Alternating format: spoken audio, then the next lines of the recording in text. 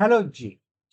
So as you know, we have already uploaded the MCQ solution of IPCC Income Tax September 24 exam. In this video, we will discuss the descriptive part, the solution of descriptive part. तो MCQ का solution already uploaded है. इस video में हम descriptive part का solution देखते हैं. तो MCQ के पेपर क्वेश्चन जो थे वो ऑलमोस्ट नॉर्मल थे, ना ज्यादा टफ थे ना इजी थे. तो डिस्क्रिप्टिव पार्ट में as we know ICI 4 question पूछता है इनकम टैक्स में, जिसमें क्वेश्चन नंबर 1 जो है कंपलसरी होता है और बाकी 3 में से कोई भी 2 क्वेश्चन करने होते हैं ऑफ 10 ईच. और क्वेश्चन नंबर 1 जो है 15 मार्क्स का होता है, तो एग्रीगेट हो गया 35 मार्क्स. तो 35 मार्क्स आपके डिस्क्रिप्टिव के होते हैं और 15 मार्क्स के एमसीक्यू होते हैं, टोटल मिला के हो गया 50 मार्क्स का इनकम टैक्स का पेपर. ठीक है जी. इस 35 मार्क्स को अटेम्प्ट करने के लिए मेरे पास पेपर पूछा जाता है 45 मार्क्स का, है ना, जिसमें से 10 मार्क्स का क्वेश्चन कंपल्सरी नहीं होता. रादर एक इंटरनल चॉइस भी होती है 4 मार्क्स की, तो 49 मार्क्स का पेपर पूछा जाता है. Out of 49 I have to attempt only for 35. ठीक है जी. तो बच्चों चलो जल्दी स्टार्ट करते हैं. इसका जो सॉल्यूशन है वो भी मैंने अपना ड्राफ्ट किया हुआ है, वो आप लिंक से डाउनलोड कर सकते हैं. बट इस बार इस वीडियो में हम खुद सॉल्यूशन ड्राइव करने की कोशिश करेंगे. ठीक है जी. तो first question as usual computation of income का है, कॉम्प्रिहेंसिव क्वेश्चन है. सबसे पहले हम क्या देखते हैं, रिक्वायरमेंट क्या है, compute the total income and tax payable. दोनों चीजें मांगी हैं, टोटल इनकम भी निकालनी है हमने और टैक्स पेबल भी निकालना है.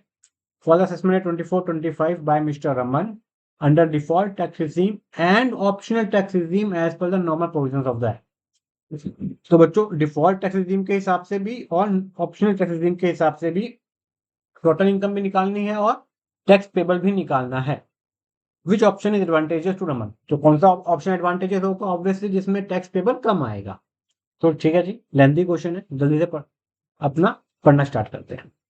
हम समझ गए कि डिफॉल्ट में और ओल्ड स्कीम में दोनों में आपको ये इनकम भी निकालनी है और टैक्स भी निकालना है.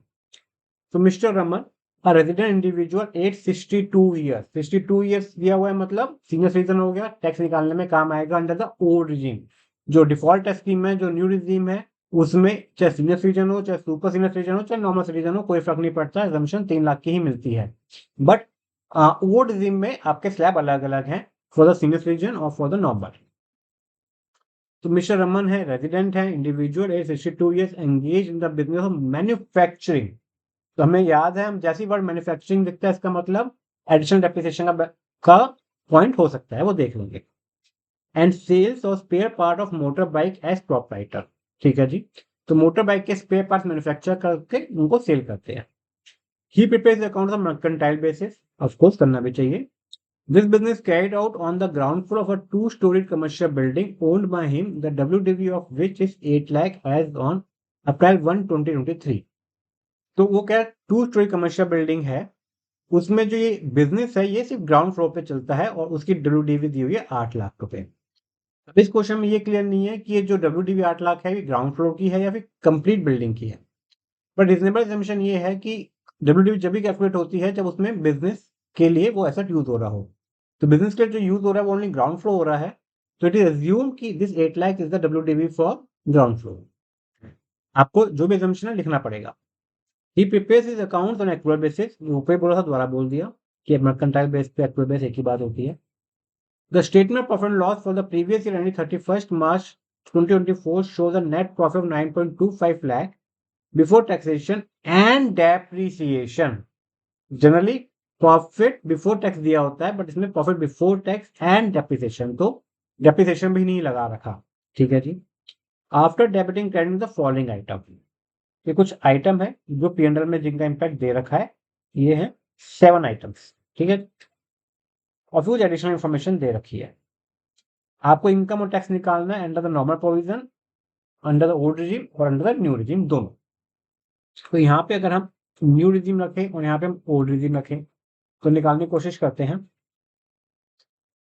प्रॉफिट कितना है 9.25 लाख, प्रॉफिट सेम है, याद रहे डेप्रिसिएशन से पहले है. फर्स्ट पॉइंट कहता है travelling expenses include ₹2,40,000 being expenditure incurred on a foreign tour to Taiwan for attending a business exhibition and meeting with vendors, out of which ₹40,000 incurred in Indian currency and ₹2 lakh in foreign currency. Mr. Raman has spent 10 days in Taiwan, out of which 4 days were utilized by him for attending marriage ceremony of a vendor's son. ठीक है, तो वो कह रहा है ये जो 9.25 लाख का प्रॉफिट है, इसमें खर्चा डेबिट किया हुआ है 2,40,000 का टूवर्ड्स ट्रैवलिंग एक्सपेंस। ये ट्रैवलिंग एक्सपेंस कौन सा है कि जो एसएससी है वो ताइवान गया था to attend a business exhibition and meeting with vendor. ठीक है, बट वहां पे उसने अपने वेंडर के बेटे की शादी भी अटेंड की, विच is not a business purpose, it is for personal purpose. ठीक है, तो 2,40,000 में से जो पर्सनल कंपोनेंट है वो हम डिसलॉ करेंगे। अभी कह रहा है 2,40,000 में से 40,000 का खर्चा ऐसा है जो इंडियन करेंसी में खर्च हुआ है और 2 लाख का खर्चा ऐसा है जो फॉरेन करेंसी में खर्च हुआ है। अभी 4 दिन जिसने शादी अटेंड की उस पर कितना खर्च हुआ ये क्वेश्चन में नहीं दे रखा, बट इसको डिसलॉ करना है तो मुझे अमाउंट निकालना पड़ेगा। देयर आर 2 वेज, या तो मैं कहूँ टोटल खर्चा 2,40,000 का था तो इसको प्रोपोर्शनेट कर दूं, ये फॉर 10 डेज है तो 4 डेज का कितना। बट आप देखोगे तो 2 लाख का खर्चा जो है वो फॉरेन करेंसी में खर्च हुआ है और जो पर्सनल एलिमेंट है वो क्या है कि उसने मैरिज अटेंड की है ताइवान में, तो वहां पे जो पर्सनल जो खर्चा हुआ होगा पर्सनल पर्पज के लिए वो फॉरेन करेंसी में ही हुआ होगा। तो रीजनेबल असम्पशन ये है कि आपको इस 2 लाख में से 4 दिन का खर्चा एक्सक्लूड करना चाहिए, नॉट फ्रॉम 2,40,000। वैसे क्वेश्चन में क्लियर नहीं है तो असम्पशन अदरवाइज लेके भी कर सकते हैं। तो 2 लाख में से 4 दिन का खर्चा 2,10,000 दिन का है तो 80,000 हो गया। ये 80,000 में यहाँ पे ऐड कर दूंगा, इसकी डिडक्शन दोनों रिजीम में नहीं मिलेगी। क्यों? बिकॉज पर्सनल एलिमेंट है।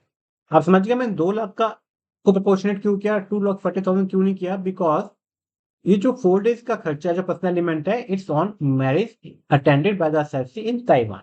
ठीक है ना, तो वहां पे जो उसने 4 दिन में जो खर्चा किया वो most probably most reasonable assumption है वो फॉरेन करेंसी में ही किया होगा, तो इसलिए मैंने सिर्फ वही खर्चा 2 लाख को ही प्रोपोर्शनेट किया है 4 दिन पे। सेकेंड जजमेंट है बच्चों, administrative expense include ₹9,525 paid towards interest on delay in deposit of GST. तो interest on delay in deposit of GST जो है कंपनसेटरी नेचर है, इसलिए इसकी रिडक्शन मिल जाएगी और ये लेस कर भी रखा है और करना भी चाहिए था, तो मैं कोई एडजस्टमेंट नहीं करूंगा, नो एडजस्टमेंट। आपको पता है ये नील या ये डैश लगाने के भी मार्क्स होते हैं, तो इवन इफ कोई एडजस्टमेंट नहीं चाहिए तो आप ये डैश या नील लिख के आओगे या फिर नोट में लिख के आओगे कोई एडजस्टमेंट नहीं है, नहीं तो आपका आधा मार्क्स चला जाएगा। General expenses include a sum of ₹3,88,000 paid to a non resident as fee for technical service without deduction of tax. तो 3,88,000 रुपए 3,88,000 आपने पे किए to a non resident as fee for technical service without deduction of tax. तो इस पर tax काटना चाहिए था, टैक्स नहीं काटा, पेमेंट टू नॉन रेजिडेंट है तो 100% आपका डिसअलाउ हो जाएगा और इसकी डिडक्शन मिलेगी कब, जब आप एक्चुअल में टैक्स काट के जमा करवाओगे। तो अभी के लिए मैंने इसको डिसअलाउ कर दिया। Fire insurance premium ₹66,000 for the entire building remained unpaid till 31 March 2024। तो 66,000 का खर्चा अभी हमने पे नहीं किया, तो खर्चा पे ना करने पे एक सेक्शन है 43B वो अट्रैक्ट होता है, वो कहता है कि उसमें कुछ खर्चे गिवन है, उन खर्चों की डिडक्शन जब भी मिलती है जब वो पे हो जाए। ठीक है, पर fire insurance premium is not one of the expenses refer to 43B, तो हमें 43B तो नहीं लग रहा, ये तो क्लियर। तो वो क्या कह रहा है, fire insurance premium for the entire building remained unpaid. तो पूरी की पूरी बिल्डिंग का खर्चा कितना है कि आपने इंश्योरेंस प्रीमियम 66,000 जो पूरा पूरा आपने डेबिट कर दिया P&L अकाउंट में। आप शुरुआत के पैराग्राफ में आओगे तो आप देखोगे बिल्डिंग में 2 फ्लोर है और मेरा बिजनेस जो है सिर्फ ग्राउंड फ्लोर पे चल रहा है, तो मेरा जो बिजनेस एक्सपेंडिचर है वो only related to ground floor होगा, जो फर्स्ट फ्लोर है उसके लिए जो आपने खर्चा किया वो मेरा बिजनेस एक्सपेंडिचर नहीं होगा, उसकी रिडक्शन नहीं मिलेगी। तो इसके लिए 33,000 मतलब हाफ कर दिया मैंने जो मैंने खर्चा किया फॉर द फर्स्ट फ्लोर, जिसकी जो which is not use for business, तो उसकी रिडक्शन नहीं मिलेगी। ठीक है जी, एक्सपेंडिचर ऑफ नेक्स्ट पॉइंट पे आ जाते हैं। Expenditure of 75,000 was paid to a scientific research association approved under section 35। Out of 75,000 rupees 50,000 was utilised towards the purchase of land by the research association. अरे वाह, गुड। तो ये कह रहा है 75,000 रुपए हमने साइंटिफिक रिसर्च एसोसिएशन को दिए जो अप्रूव्ड है सेक्शन 35 में।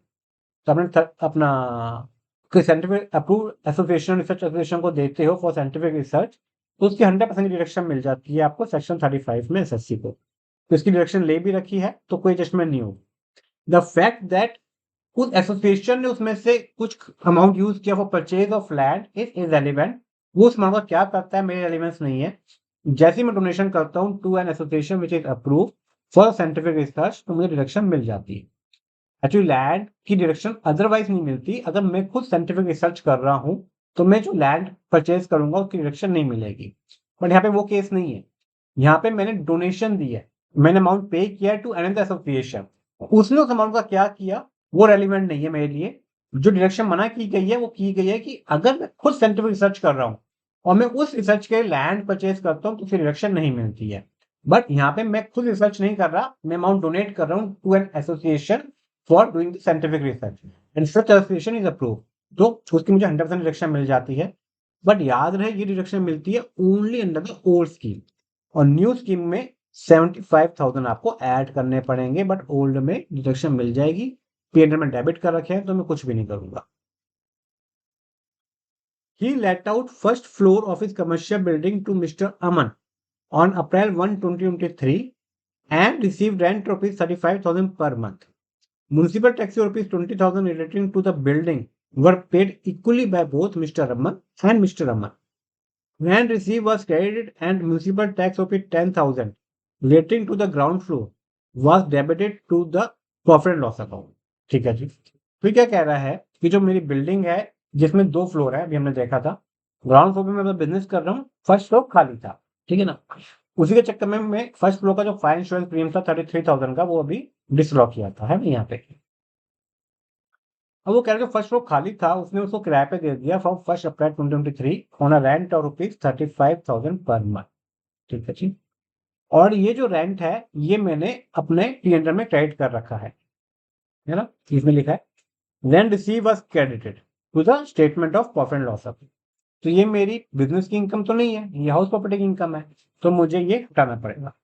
तो 35,000 इंटू 12 आ गया बच्चों 4,20,000 मुझे यहाँ से लेस करने पड़ेंगे, और ये दोनों स्कीम में लेस होंगे ओल्ड और न्यू में, और मेरा हाउस प्रॉपर्टी की इनकम में रेंट एक्चुअल रेंट आ जाएगा 4,20,000।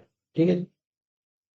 उसके बाद ये कह रहा है कि म्यूनिसिपल टैक्स जो है 20,000 का फॉर द एंटायर प्रॉपर्टी, दोनों फ्लोरों का, वो पे किया है, आधा पे किया है रमन ने और आधा पे किया है अमन ने।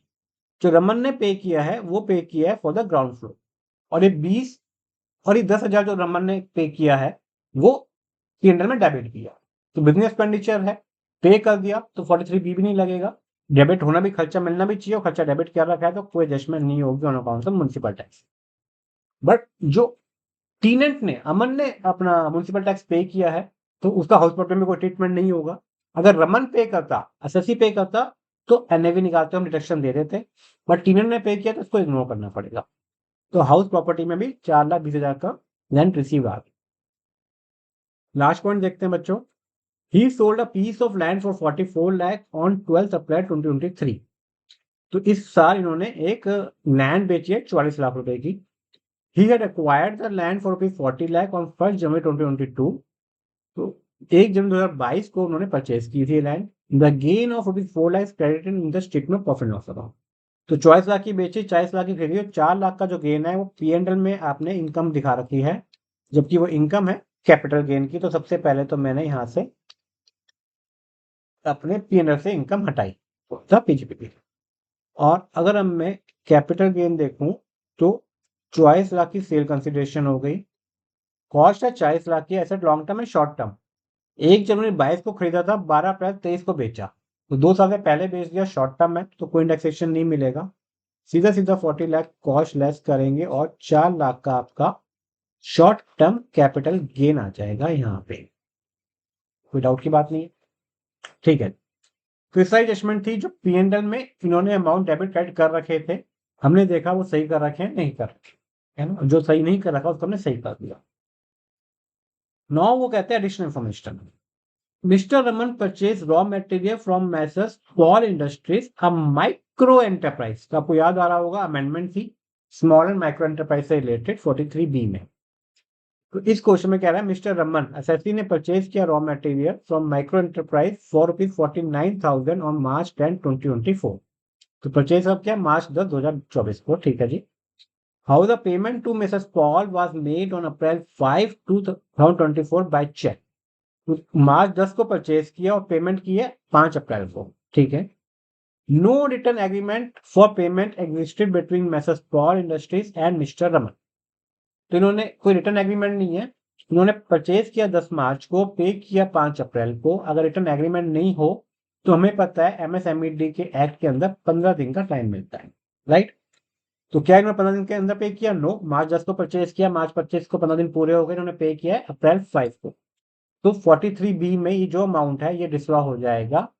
और आपको पता होगा 43B इस क्लॉज के लिए, क्लॉज एच जो मैक्रो स्मॉल एंटरप्राइज से रिलेटेड है, the benefit to pay the amount up to the due date of return of income भी नहीं मिलता। फॉर दिस अपना क्लॉज 43BH, अगर आपने पेमेंट विद इन टाइम की है तो अलाउ हो जाएगी, अगर नहीं की तो जिस साल पेमेंट करोगे उस साल अलाउ होगी। तो जो 49,000 है ये आपका इस साल डिसअलाउ हो जाएगा और it will be allowed in year next year, in the year previous year 24-25, because आपने पे किया है 5 अप्रैल 2024 को, विच फॉल्स अंडर 24-25, ठीक है। इस क्वेश्चन में ये क्लियर नहीं है बच्चों कि ये अमाउंट एक्चुअल में डेबिट है या नहीं P&L अकाउंट में, बिकॉज ये एडिशनल इंफॉर्मेशन में दे रखा है। तो हम ये एज्यूम करके चल रहे हैं कि अमाउंट परचेज में डेबिट कर रखा होगा, क्रेडिटर दिखा रखा होगा, इसलिए हम इसको ऐड कर रहे हैं। This is most reasonable assumption. Another supplier, Messrs. Carl Industries, a small enterprise, वो ऊपर माइक्रो था, स्मॉल था, 43BH दोनों पे लगता है, चाहे माइक्रो हो चाहे स्मॉल हो, है ना। With whom also no return agreement existed for payment, was paid 1,34,000 cash on April 5, 2024 for purchase of raw material on March 31, 2024. Both message Paul industry message call industry for mercantile system of accounting, मुझे कोई फर्क नहीं पड़ता वो क्या follow करते हैं, mercantile या कैश इज रेलेवेंट। तो पॉल के लिए कह रहा था कि मैं 10 मार्च को परचेज किया और 5 अप्रैल को पे किया आफ्टर 15 डेज, तो देखो 43BH अट्रैक्ट हो गया, पेमेंट आफ्टर 31 मार्च हो गया, डिसलॉ हो गई, अलाउंस मिल जाएगा इन द नेक्स्ट ईयर जब पेमेंट हुई है।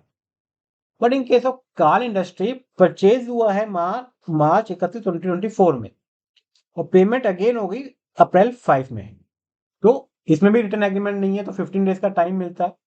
तो मार्च 31 से 15 दिन होते हैं 15 अप्रैल। तो आपने जो पे किया है वो अप्रैल 5 में पे किया है, तो within the due date है, तो एमएसएमईडी अट्रैक्ट नहीं होता है, देयरफॉर 43BH अट्रैक्ट नहीं होता, एंड देयरफॉर ये 1,34,000 43BH में डिसअलाउ नहीं होगा। बट यहाँ पे आप देखो पेमेंट हुई है कैश में, और जब पेमेंट कैश में होती है तो एक और सेक्शन है, आपको याद है कौन सा है? 48(3) जो कहता है कि 10,000 से ऊपर कैश दोगे इन अ डे तो मैं डिसअलाउ कर दूंगा। तो यहाँ पे 1,34,000 रुपए कैश पे किया गया है, तो ये डिसअलाउ होना चाहिए। बट बच्चों याद करो 48(3) लगता है अगर आपने कैश पे किया हो ड्यूरिंग द प्रीवियस ईयर। इसने कैश कब पे किया है? अप्रैल 5, 2024, नेक्स्ट ईयर में। मैं प्रीवियस ईयर कौन सा है? 23-24, तो अप्रैल 5 नेक्स्ट ईयर में पड़ता है। तो 23-24 में कोई कैश पे नहीं हुआ, ये 1,34,000 की जो परचेज 31 मार्च को हुई है ये एज अ क्रेडिटर दिख रहा होगा 31 मार्च को, कोई कैश पे नहीं हुआ, इसलिए 48(3) अट्रैक्ट नहीं होगा। बट 48(3) के साथ साथ एक सेक्शन है उससे जुड़ता हुआ 48(3) जो कहता है कि अगर आपने पहले कभी एक्रूअल बेस पर डिडक्शन क्लेम कर ली और अब इस साल, हमने पिछले साल में एक्रूअल बेस पर डिडक्शन क्लेम कर ली और इस साल अगर आप उसका जो पेमेंट है, क्रेडिटर का जो पेमेंट है वो कैश में करते हो more than 10,000 in a day, तो मैं जिस समय पे किया मैं उस साल की इनकम मान लूंगा, ठीक है ना। तो यहाँ 48(3) तो अट्रैक्ट नहीं होता, बट 48(3) अट्रैक्ट होता है, और उसके चक्कर में ये 1,34,000 जो है ये इनकम मानी जाएगी फॉर द प्रीवियस ईयर 24-25। तो देयरफॉर 23-24 में कोई ट्रीटमेंट नहीं होगा।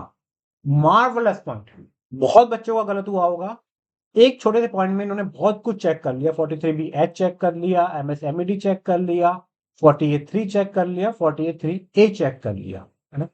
मैंने एक दो वीडियोस देखे हैं अपना यूट्यूब पे जो कई टीचर्स ने डाले हैं, उनसे भी ये पॉइंट मिस हो गया है ना। तो बच्चों से तो 100% मिस हुआ होगा। मार्वलस पॉइंट, 1,34,000 कोई ऐड नहीं होगा। क्यों ऐड नहीं होगा? बिकॉज इस ना 43BH लगता, 43BH क्यों नहीं लगता? बिकॉज 15 डेज के अंदर ना पेमेंट है, मार्च 31 का इनवॉइस है और 5 अप्रैल को पेमेंट है। 48(3) कैश पेमेंट का भी नहीं लगता because during the previous year cash पे नहीं किया गया है, कैश पे किया गया है इन द नेक्स्ट ईयर। तो देखो 48(3)(a अप्लाई होता है, वो कहता है जिस साल कैश पे होगा उस साल की इनकम मानी जाएगी। तो देयरफॉर कैश पे हुआ है नेक्स्ट ईयर, तो नेक्स्ट ईयर की इनकम मानी जाएगी, इस साल में कुछ नहीं करूंगा। Mr. Raman acquired a registered trademark on July 15, 2023 for 2 lakh rupees. Mr. Raman started using this trademark for his business from January 15, 2024. Mr. Raman omitted to enter any transaction relating to this trademark in his books of account. तो SSC ने trademark खरीदा था जुलाई 15, 2023 में 2 लाख रुपए का, और उसको business में यूज करने लगा वो जनवरी 15, 2024, तो same year in which it was acquired. But जो यूज हुआ है, पुट टू यूज है, वो लेस देन 180 डेज है, तो देयरफॉर हाफ डेप्रिसिएशन मिलेगा। ट्रेडमार्क पर डेप्रिसिएशन मिलता है बच्चों एज अ इंटेंजिबल 25%, तो उसका हाफ हो गया 12.5%, तो 2 लाख का 12.5% डेप्रिसिएशन हो गया 25,000, तो 25,000 का डेप्रिसिएशन मुझे मिल जाएगा। आपको ऊपर याद होगा जो 9,25,000 का प्रॉफिट दे रखा था वो बिफोर डेप्रिसिएशन दे रखा था, तो बुक्स में कोई डेप्रिसिएशन चार्ज किए नहीं हुआ, तो एड बैक करने की जरूरत नहीं है, मैं बस वही टैक्स का डेप्रिसिएशन लेस करूंगा जो बनता है। Third point, Mr. Raman bought a car for personal use on 12th April 2020, okay, for rupees 5,40,000. He started using this car for business purpose from 1st April 2023. As on that date, the market value of the car was 2,10,000. Assume the rate of depreciation to be 15%. तो कह रहा है SSC ने car खरीदी थी personal purpose के लिए 2020 में, जो इस साल 1 अप्रैल से वो बिजनेस में लेके आ गए। ठीक है जी, अब बिजनेस में लेके आ गए तो इस पर डेप्रिसिएशन चार्ज होगा, उसमें कोई टेंशन नहीं है, डेप्रिसिएशन का रेट भी दे रखा है 15%। टेंशन ये है कि क्या इसकी एक्चुअल कॉस्ट क्या ले, किस अमाउंट पर डेप्रिसिएशन चार्ज होगा। तो बच्चों जैसे हमने पढ़ा था एक्चुअल कॉस्ट की कुछ एक्सप्लेनेशन है, उसमें से एक एक्सप्लेनेशन है जो कहती है कि अगर बिल्डिंग आप पहले पर्सनल पर्पस के लिए यूज कर रहे थे, अब आप उसको उसमें बिजनेस करने लग गए, उसको बिजनेस में यूज करने लग गए, तो उसकी बिल्डिंग की एक्चुअल कॉस्ट क्या मानी जाती है for the purpose of 43(1) actual cost business depreciation के लिए, कि एसएससी ने जो बिल्डिंग उस टाइम खरीदी थी वो कॉस्ट माइनस इतने सालों का जो उसने पर्सनल पर्पस के लिए यूज किया, जो डेप्रिसिएशन लगना चाहिए था अगर वो उसी दिन से बिजनेस में यूज करता, तो वो नोशनल डेप्रिसिएशन लेस हो जाता है और जो अमाउंट आता है वो एक्चुअल कॉस्ट मानी जाती है। ठीक है, पर बच्चों वो एक्सप्लेनेशन लगती है only in case of building.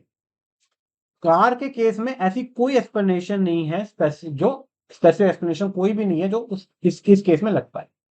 Since there is no explanation, तो देयरफॉर जो एक्चुअल कॉस्ट होगी वो होगी ऐसा 43(1) which is cost to the SSC, और कॉस्ट टू द एसएससी क्या थी 5,40,000, तो 5,40,000 पे मुझे पूरा डेप्रिसिएशन मिलेगा, और जो उसने पर्सनल पर्पस के लिए यूज की उसका कुछ भी ट्रीटमेंट नहीं होगा।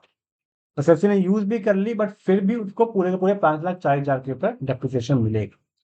Again a very good point.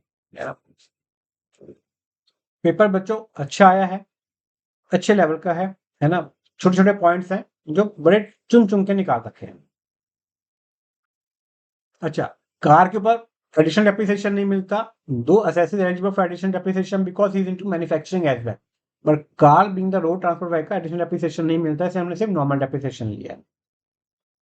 He incurred 2,50,000 on purchase of new machinery to be used in the production of spare parts of motorbikes on May 15, 2023.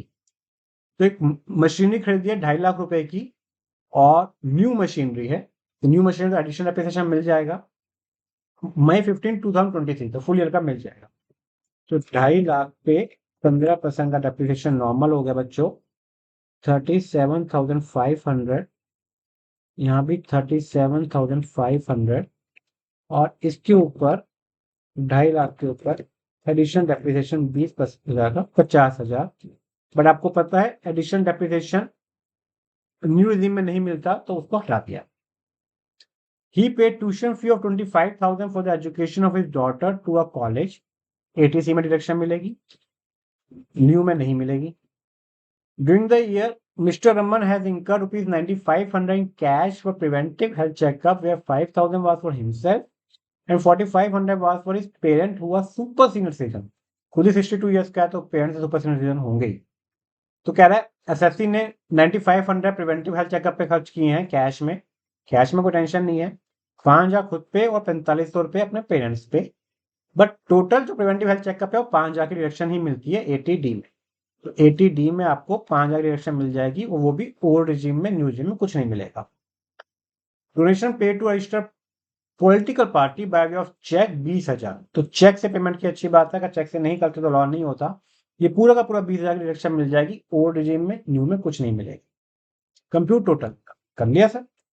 अब देखो पीजीपी की इनकम हमने कंप्यूट कर ली, कैपिटल गेन कंप्यूट कर लिया, house property हमारा रहता है बच्चों 4,20,000 में से 30% की स्टैंडर्ड डिडक्शन दी 2,94,000, तो मेरा एचपी की इनकम आ गई बच्चों 4,00,000 minus 2,94,000, it comes to 4,20,000 into 30%, sorry 30% 1,26,000 होता है, तो 2,94,000 मेरी एचपी की इनकम आ गई, है ना। 1,26,000 2,94,000 जो मैं एचपी की, तो हाउस प्रॉपर्टी इनकम है 2,94,000 दोनों केस में, चाहे न्यू हो चाहे ओल्ड हो। कैपिटल गेन 4 लाख है दोनों केस में, शॉर्ट टर्म है, चाहे न्यू हो चाहे ओल्ड। पीजीपी करते हैं जल्दी से हम न्यू में या ओल्ड में। अच्छा, पेपर में आपको ऐसे नहीं करना दोनों रिजीम में, आपको किसी भी एक रिजीम में करना है, चाहे न्यू में करो चाहे ओल्ड में करो, और फिर उसका जीटीआई उठा के आपको अपना दूसरे रिजीम में कंप्यूट करना है जो भी एडजस्टमेंट है। पूरा का पूरा क्वेश्चन दोनों रिजीम में करने की जरूरत नहीं है। तो मैं जल्दी से ओल्ड की इनकम निकालता हूँ, 9,25,000 plus 80,000 plus 3,88,000 plus 33,000 less 4,20,000 less 4 lakh plus 49,000 less 25,000 less 81,000 less 37,500 less 50,000। ये मेरा पीजीबीपी का आया 4,61,500, इसमें 2,94,000 हाउस प्रॉपर्टी, 4 लाख मेरा शॉर्ट टर्म गेन, और 25,000 की एटीसी लेस कर दिया, 5,000 का मैंने एटीडी लेस कर दिया, और 20,000 का मैंने एटीजीजी लेस कर दिया अपना पॉलिटिकल पार्टी का डोनेशन। तो मेरा आ गया 11,05,500। This is my total income under the old regime. इसमें मैं टैक्स निकाल लूंगा, अपना सीनियर सिटीजन है, 3 लाख की एग्जम्पशन मिलेगी, है ना। क्वेश्चन मैंने करके दिखा रखा है, आप डाउनलोड कर सकते हैं। अब जो न्यू रिजीम होगा उसमें कैसे करूंगा मैं पहले जीटीआई निकालूंगा, मैं टोटल इनकम में स्टार्ट नहीं करूंगा। तो जीटीआई कितनी है, 20 25 50,000 की डिडक्शन है, वो मैंने ऐड कर दी। अब इसमें से जो मैंने 50,000 ये 50,000 है जो मेरा एडिशन डेप्रिसिएशन है, जो मैंने लेस कर रखा है, वो मुझे नहीं मिलेगा न्यू रिजीम में। 50,000 ये ऐड कर दिया मैंने, बाकी सब कुछ सेम है।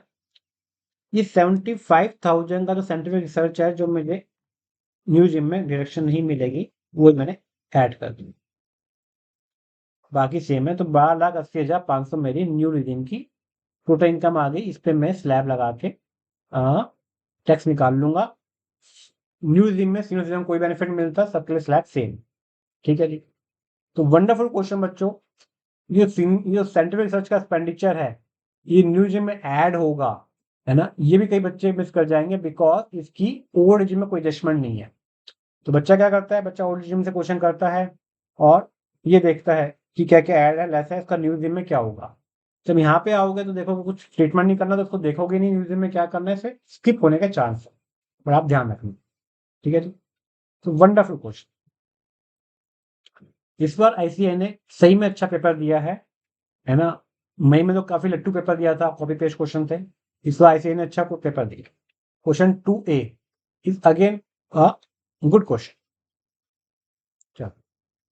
Mister Madan a citizen of India and karta of HUF. चलो सबसे पहले हम देख लेते हैं रिक्वायरमेंट क्या है। Determine the residential status of mister Madan and his HUF and compute GTI of Mr. Madan for the assessment year 24-25, assuming he opted out of default tax regime, मतलब under the old regime. The value of 1 USD may be taken as 70. ये क्या पता, तो बच्चों सबसे पहले 3 चीजें पूछी गई हैं, residential state of mister Madan, residential state of his HUF और उसकी GTI पूछी गई है, ग्रॉस टोटल इनकम मदन की, HUF की नहीं। ठीक है जी, 4 मार्क्स का क्वेश्चन है।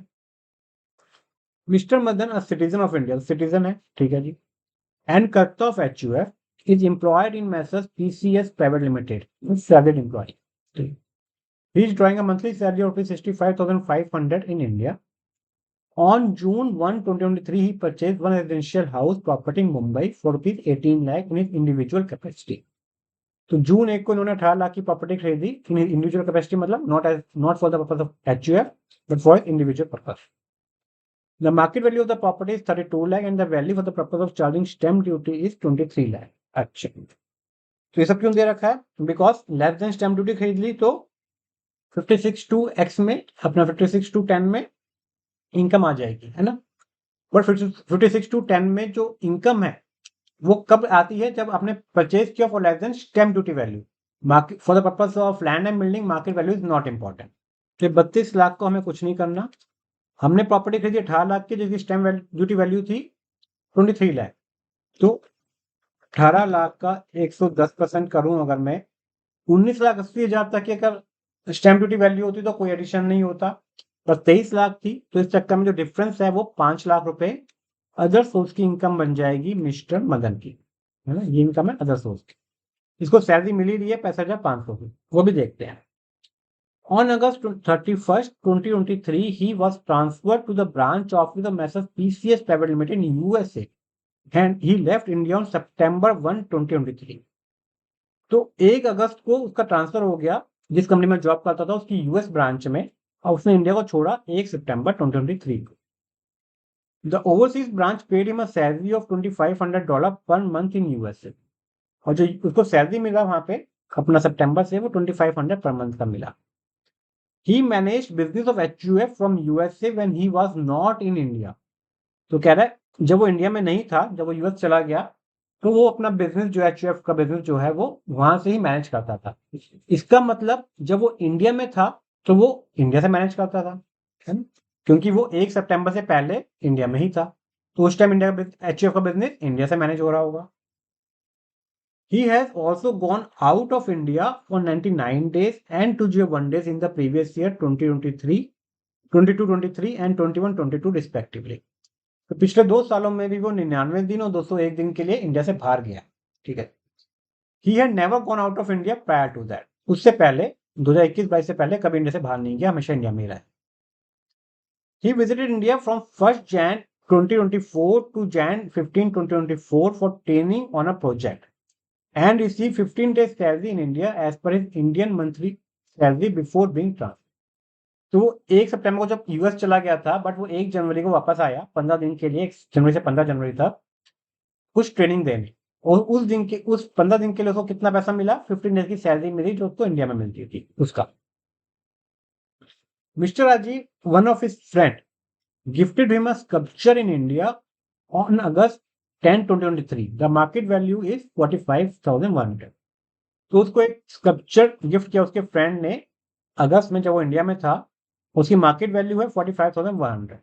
तो गिफ्ट जो है अगेन अपना अदर सोर्स में टैक्स होता है, but gift up to 50,000 tax नहीं होते, since market value is less than 50,000, दो therefore this income will not be taxed, है ना। अदरवाइज टैक्सेबिलिटी अराइज हो रही है, अपनी इनकम टैक्स नहीं होगी बिकॉज 50,000 का कोई टैक्स नहीं होता गिफ्ट, ठीक है।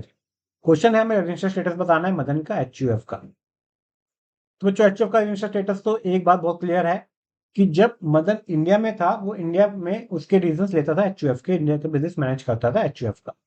तो therefore part of control management of HUF was in India for in the year 2024। तो देयरफॉर HUF जो है रेजिडेंट तो हो गई। अब ROR है या फिर RNOR है, depends upon the number of days stayed by the karta in the earlier years. तो वो क्या कहता है कि जो 2 एडिशनल कंडीशन है वो क्या है कि अगर कर्ता आउट ऑफ 10 अर्लियर ईयर्स 2 साल रेजिडेंट था एंड वो पिछले 7 सालों में 730 दिन या उससे ऊपर इंडिया में था, तो ये जो HUF है ये ROR हो जाएगी। अगर इसमें से एक भी कंडीशन फुलफिल नहीं हुई तो ये HUF जो है वो RNOR हो जाएगी। बट आप देखोगे तो पिछले सालों की बातें सिर्फ इन 3 लाइनों में गिवन है।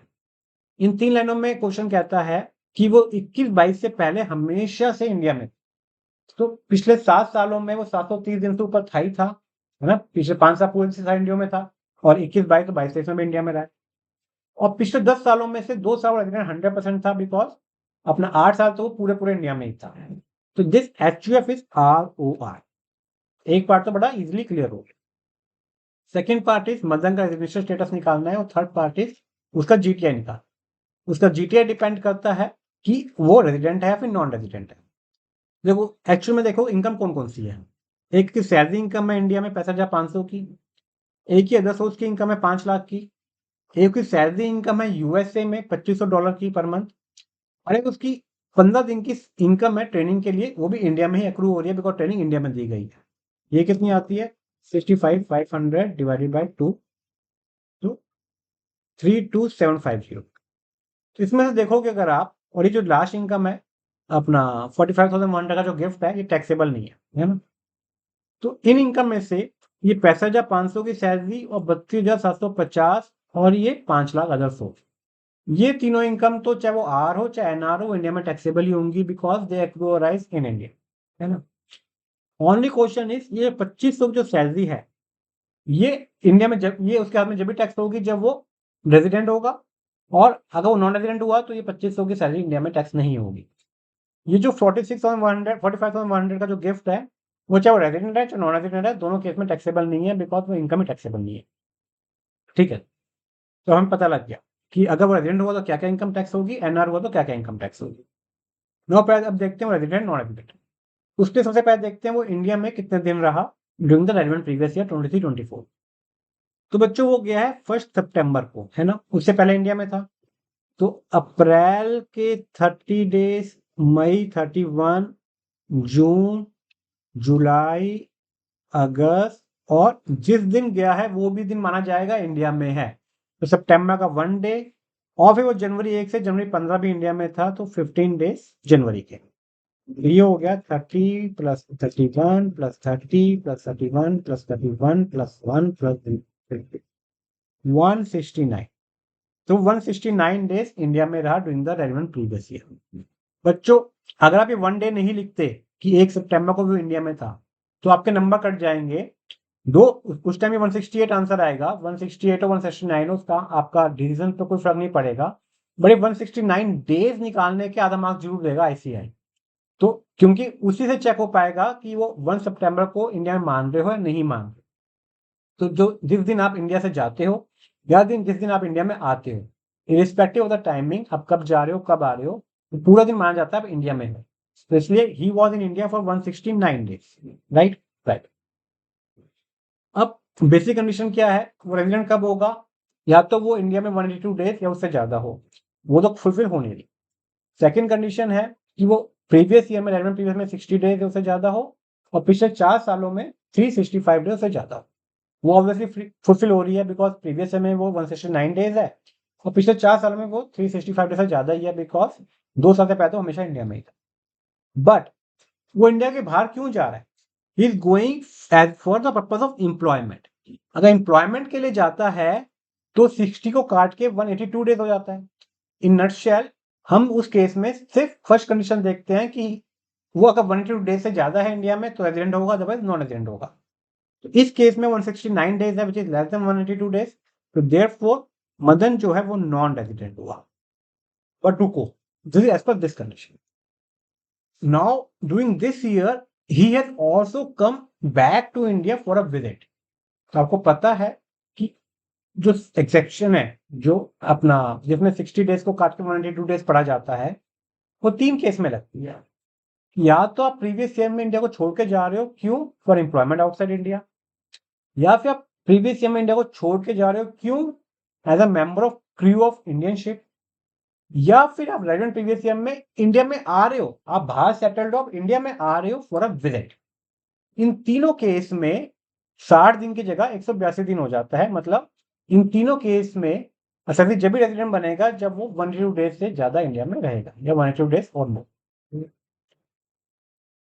इस पर्टिकुलर क्वेश्चन में कितना बढ़िया क्वेश्चन बनाया एग्जामिनर ने। एसएससी ने इसी प्रीवियस ईयर में इंडिया छोड़ा भी है फॉर एम्प्लॉयमेंट आउटसाइड इंडिया, और वो इंडिया में वापस भी आया फॉर अ विजिट, है ना। कितना मार्वलस क्वेश्चन है।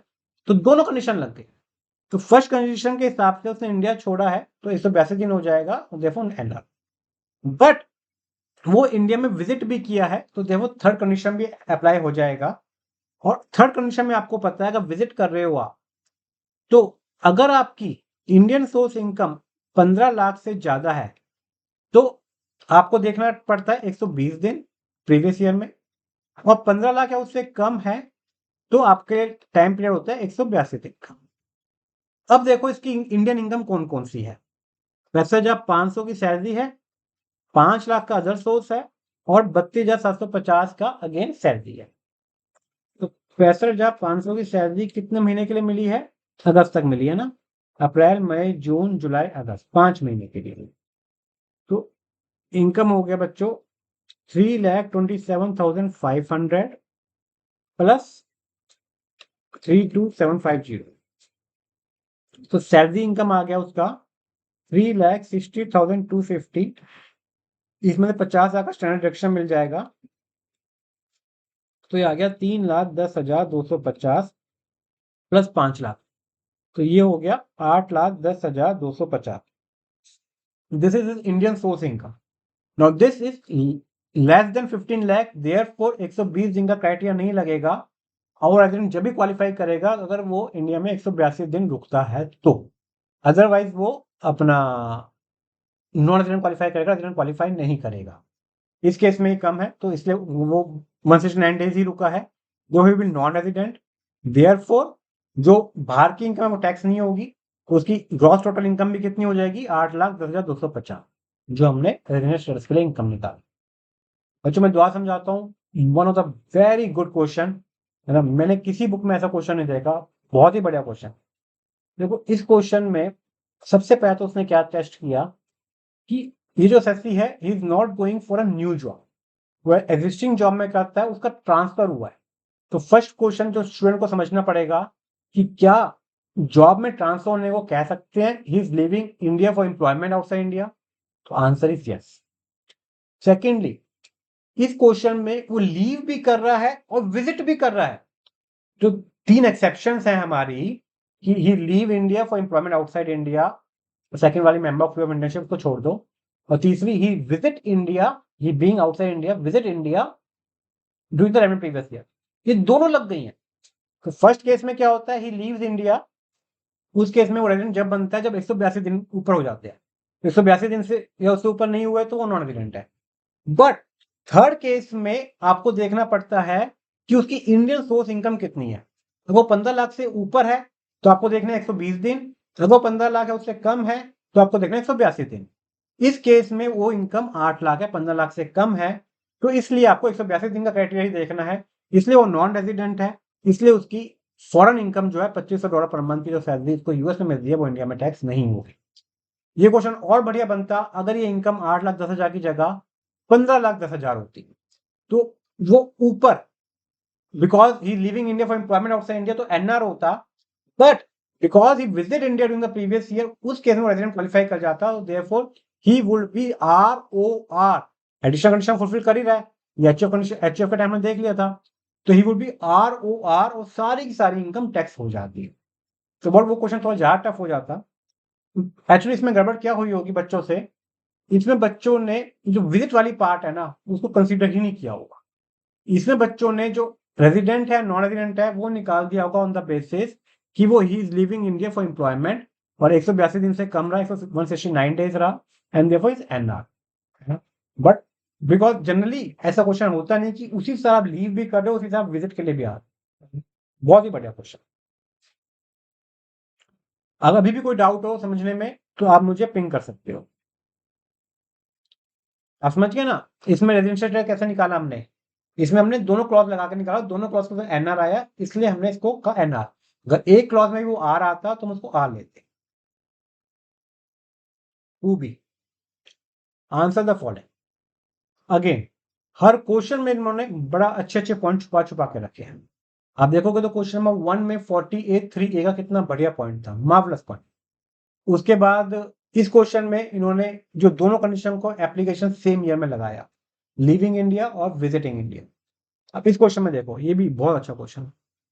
Messrs. PQR and Company, a property from Mr. Yogesh, paid an amount of ₹30,500 to Mr. Amit, a resident individual, age 45 years, on June 1, 2023, towards fee of professional service. तो एक proprietorship concern है PQR and company, इन्होंने 30,500 रुपए का amount pay किया to resident mister Amit during the previous on June 1 towards fee of professional services. Subsequently, another payment of 60,000 was due to Mr. Amit on January 30, 2024. Tax was not deducted from both the transaction. तो 30,000 का फी professional service पे हुआ है 1 जून को, और जनवरी 30 को 60,000 और पे करना है, बट इसने टीडीएस नहीं काटा। जो प्रोप्राइटरशिप कंसर्न है PQR ने टीडीएस नहीं काटा। Mister Amit has filed his return of income for assessment year 24-25 on May 2, 2024, but जो रेसिपिएंट है, तो PQR ने फी प्रोफेशनल सर्विस पे करनी है टू मिस्टर अमित। कितना अमाउंट? 30,500 पे कर चुकी है जून 1 को, और 60,000 और पे करना है, जो ड्यू हुआ है आपका 30 जनवरी। ठीक है जी, इन्होंने टीडीएस बिना काटे 30,500 की पेमेंट कर दी और 60,000 में भी टीडीएस नहीं काटा, बट मिस्टर अमित ने अपना रिटर्न भर दिया May 2 को, क्योंकि उसकी इनकम है, टेकिंग इनटू अकाउंट प्रोफेशनल फी, और इसको कंसीडर कर लिया अपनी इनकम में, करना भी चाहिए था। And paid the taxes due on the income declared in the return of income, जो भी उसका रिटर्न ऑफ इनकम में टैक्स बना उसको उसने टैक्स पे कर दिया। ठीक है। Was the tax obligation in the hands of Messrs. PQR and Company on the assumption that the accounts of the firms are audited under Section 44AB of the Income Tax Act? अब वो कह रहा है PQR company के हाथ में आपने tax obligation बतानी है।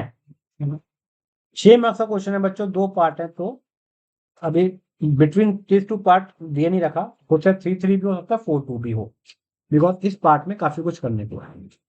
सबसे पहले तो हमें ये देखना पड़ेगा, क्या mister PQR which is a proprietary concern मतलब individual, was required to deduct tax। तो पेमेंट कहां पे हो रही है? पेमेंट का नेचर क्या है? Fee for professional service. इसका सेक्शन कौन सा अट्रैक्ट होता है बच्चों? 194J। 194J में इंडिविजुअल को टीडीएस कब काटना है? अगर उसकी टर्नओवर जो है वो पिछले साल 1 करोड़ से ऊपर गई। अब इसमें पिछले साल के टर्नओवर का गिवन नहीं है, बट इसमें इंडिकेट किया हुआ है कि account of the firm, word use करता है फर्म, पर प्रोप्राइटरी फर्म मतलब individual, are audited under the section 44AB of the income tax. 44AB लगता है, तो it is assumed, it is reasonable assumption कि उसकी टर्नओवर 1 करोड़ से ऊपर होगी, एंड देयरफॉर 194J एप्लीकेबल होगा। You can not take the other assumption कि उसकी टर्नओवर कम है, 194J एप्लीकेबल नहीं है, बिकॉज अगर वो एग्जामिशन ले लोगे तो कुछ करने को ही नहीं मिलेगा, उसके मार्क्स नहीं मिलेंगे। एग्जामिशन हमेशा वो लेनी चाहिए जो रीजनेबल हो और उसमें कुछ करने को मिले, है ना। अगर आप एग्जामिशन ले लेते हो कि टीडीएस नहीं बनता तो पता नहीं, तो टैक्स ऑब्लिगेशन कुछ आई नहीं, है ना, उसके मार्क्स आपको नहीं मिलेंगे। You have to take an examination कि उसकी टर्नओवर 1 करोड़ से ऊपर थी और टीडीएस एप्लीकेबल है। तो सिंस टीडीएस एप्लीकेबल था 194J पे, जे में, तो उसको 30,500 भी टीडीएस काटना चाहिए था जब पे किया, और 60,000 पे भी टीडीएस काटना चाहिए था, बिकॉज 194J में टीडीएस कब कटता है?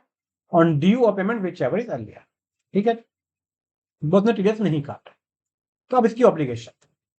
बट इसने ये भी लिखा, जो रेसिपिएंट है मिस्टर अमित, उसने ये जो अमाउंट है अपने रिटर्न में कंसीडर कर लिया, रिटर्न टाइम पे भर दी, May 2 में भर दी, 31 जुलाई से पहले भर दी, और रिटर्न पे जो भी टैक्स था वो पे कर दिया। ठीक है, तो आपको याद होगा, अगर आप टीडीएस नहीं काटते, ऐसे टीडीएस नहीं काटता, तो आपका सेक्शन 40A में डिसअलाउ हो जाता है 30% एक्सपेंडिचर, है ना। क्वेश्चन नंबर 1 में हमने 100% एक्सपेंडिचर डिसअलाउ किया था because the payment non resident को थी। तो अगर पेमेंट आप एनआर को कर रहे हो विदाउट डिडक्शन ऑफ टीडीएस तो 100% डिसअलाउ हो जाता है, और अगर आप आर को कर रहे हो 30% डिसअलाउ होता है, आपको पता है। ठीक है, 90,500 का 30% डिसअलाउ होना चाहिए, दिस 30 है ना, बिकॉज पे टीडीएस बिना काटे पेमेंट कर दी।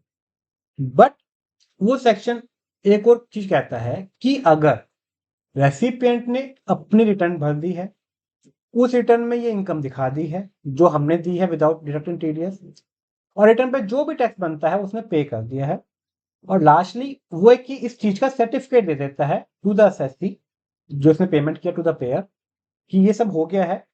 तो 40A में ये माना जाएगा कि असेस ने टीडीएस काटा है और जमा भी करवाया है ऑन द डेट जिस दिन उसने रिटर्न भरी।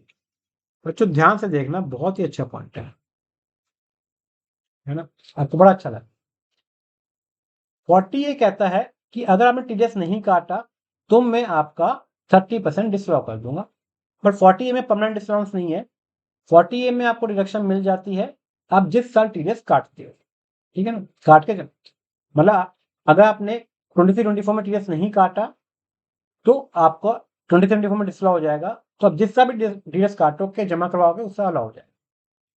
बट 40 एक और बात कहता है, अगर आपने टीडीएस काट लिया ड्यूरिंग द प्रीवियस ईयर और जमा करवा दिया up to the due date of return of income तो आपको उसी साल अलाउ हो जाएगा।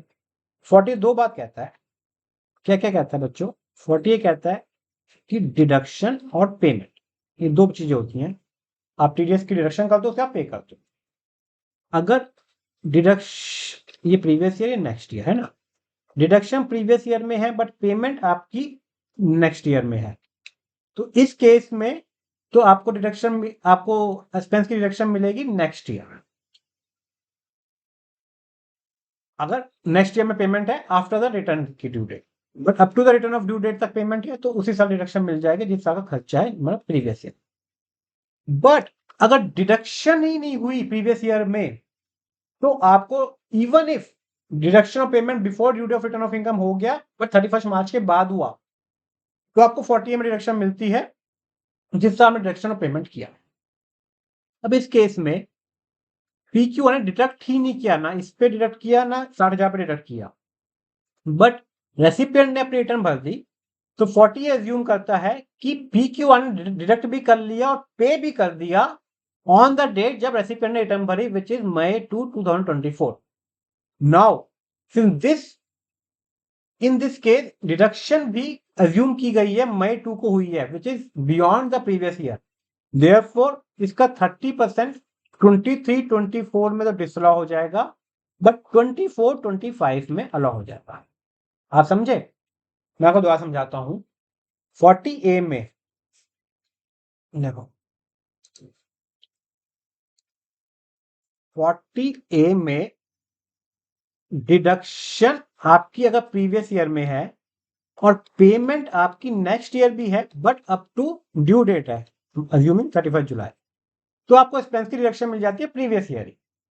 बट 40A कहता है अगर डिडक्शन भी आपकी नेक्स्ट ईयर है इवन दो अप टू 31 जुलाई और पेमेंट भी नेक्स्ट ईयर है even though up to 31 July, तो भी आपको एक्सपेंस की डिडक्शन नहीं मिलेगी इन द ईयर 23-24, आपको एक्सपेंस की डिडक्शन मिलेगी इन द नेक्स्ट ईयर। अब इस केस में क्या हुआ, असेसी ने डिडक्शन तो नहीं की बट लॉ ने एज्यूम कर लिया कि आपने डिडक्शन भी कर दिया पेमेंट भी कर दिया, कब? ऑन 2 मई जब असेसी पे रिटर्न भरी। तो सिंस डिडक्शन भी बियॉन्ड द प्रीवियस ईयर हुई है, प्रीवियस ईयर में नहीं हुआ, इसलिए ये तो खर्चा है प्रीवियस ईयर में डिसअलाउ हो जाएगा और इसकी आपको डिडक्शन मिलेगी only in the next year. ठीक है, तो again a very good question tax obligation. एक और टैक्स ऑब्लिगेशन आती है बच्चों, अगर डिडक्शन नहीं करते हो सेक्शन 201 का इंटरेस्ट लगता है। 201 का डिडक्शन पे इंटरेस्ट लगता है 1% पर मंथ। तो 194J में फी प्रोफेशनल सर्विस पे 10% का टीडीएस रेट है, तो इस पे 3050 डिडक्ट करना था और इस पे 6,000 रुपए डिडक्ट करना था। अब नहीं किया तो जब नहीं किया जब से लेके जब किया जब तक का 1% पर मंथ का इंटरेस्ट लगता है। बट अगेन इंटरेस्ट निकालने के जो अमाउंट है उसको हम राउंड ऑफ करते हैं टू 100 बट लोअर पे, मतलब जो भी 100 का अपना जो 100 से मतलब 3050 है जो 100 से के उसमें फ्रैक्शन में है उसको इग्नोर कर देते हैं, तो 3050 इग्नोर हो जाएगा। तो इंटरेस्ट कंप्यूट होगा ओनली ऑन ₹3000 1% के हिसाब से। कितने महीने का, कब डिडक्ट करना था आपको डिडक्ट करना था जून 1 2023 में जब पेमेंट किया है। इसमें हमें ये पता नहीं रखा कि ये अमाउंट ड्यू कब हुआ था, तो एज्यूमिंग ड्यू भी इसी टाइम हुआ था और पेमेंट भी इसी टाइम हुई है, तो अगर हमें पता था कि ड्यू कब हुआ था तो विच एवर इज अर्लियर से हम अपना इंटरेस्ट कंप्यूट करते, और पता नहीं तो हमने एज्यूम कर लिया कि ड्यू भी इसी टाइम हुआ था। तो जून 1 से आपको इंटरेस्ट पे करना है, कब तक, कब डिडक्ट किया आपने, मई 2 में, ये माना गया है। तो कितने महीने हो गए बच्चों, 201 में महीने गिनने का सिंपल मंथ तरीका है कैलेंडर मंथ। आपको डे वाइज नहीं जाना, पूरे पूरे कैलेंडर मंथ गिनने हैं और part of the month consider full month. तो जून, जुलाई, अगस्त, सितंबर, अक्टूबर, नवंबर, दिसंबर, जनवरी, फरवरी, मार्च, अप्रैल और मई, तो 12 महीने। तो 3,000 रुपए के ऊपर 12 महीने का इंटरेस्ट लग जाएगा 1% के हिसाब से 360 रुपए। और 6,000 के ऊपर इसका टीडीएस कब बनता था आपका, जनवरी 30 में, और पे कब, डेट कब किया आपने, मई 2 में। तो कितने महीने हो गए, अगेन बड़ा अच्छी बात, जनवरी 30 को पूरा का पूरा महीना मानोगे, बिकॉज 201 में कैलेंडर मंथ माने जाते हैं, डे वाइज कैलकुलेट नहीं होता है ना। वो part of the month is consider full month. तो जनवरी, फरवरी, मार्च, अप्रैल, मई, तो 5 महीने का 5% का इंटरेस्ट लग जाएगा 6,000 पे, विच कम्स टू 300। तो टोटल इंटरेस्ट पेबल आ जाएगा 660। देखो बच्चों कितना ही पॉइंट्स है इस क्वेश्चन में, कितने सारे। सबसे पहले 40A की जो फाइनल पॉइंट है उसका इसने चेक किया कि 40A में रिटर्न की ड्यू डेट तक अगर आप पे कर तो रिडक्शन मिल जाती है, बट कब, जब टीडीएस काटा हो during the previous year, payment defer हुई हो, मतलब रिडक्शन भी डेफर हो गई, तो आपको एक्सपेंस की रिडक्शन मिलेगी ओनली इन द ईयर जिसमें आपने टीडीएस काटा भी है और पे भी करवाया है। तो इस चक्कर में 30%, 30,500, 60,000 का डिस्प्ले हो जाएगा इन 23-24, इसकी डिडक्शन मिल जाएगी इन द ईयर 24-25। ठीक है, फर्स्ट पॉइंट। सेकंड, आपको इंटरेस्ट निकालना पड़ेगा 201 का। तो इसमें भी देखो खास बात, जानबूझ के यहाँ पे 30,500 लिखा जिससे आपको 100 पे राउंड ऑफ करना पड़े। 30,500 लिखा तो 10% टीडीएस आया 3,050। तो 3,050 पे इंटरेस्ट नहीं निकाल सकते, बिकॉज इंटरेस्ट निकालते हैं हमेशा हम 100 पे राउंड ऑफ पे और फ्रैक्शन को इग्नोर कर देते हैं। तो ये पॉइंट चेक कर लिया इसने, ये 30,000 लिख सकता था, बस में ये पॉइंट चेक नहीं होता। देन थर्डली कि 201 में जो इंटरेस्ट पीरियड देखते हैं वो कैलेंडर मंथ देखते हैं, इसलिए इसने जनवरी 30 लिखा और मई 2 लिखा। अगर आप वैसे देखो तो जनवरी 30 का एक महीना होता है पूरा अपना, ये 29 फरवरी को 2024 है, फिर उसके बाद 29 मार्च, 29 अप्रैल और 29 मई, तो 4 महीने बनते हैं ये मई 2 तक। बट हमें कैलेंडर मंथ देखने से हमें 5 महीने लेने पड़ेंगे।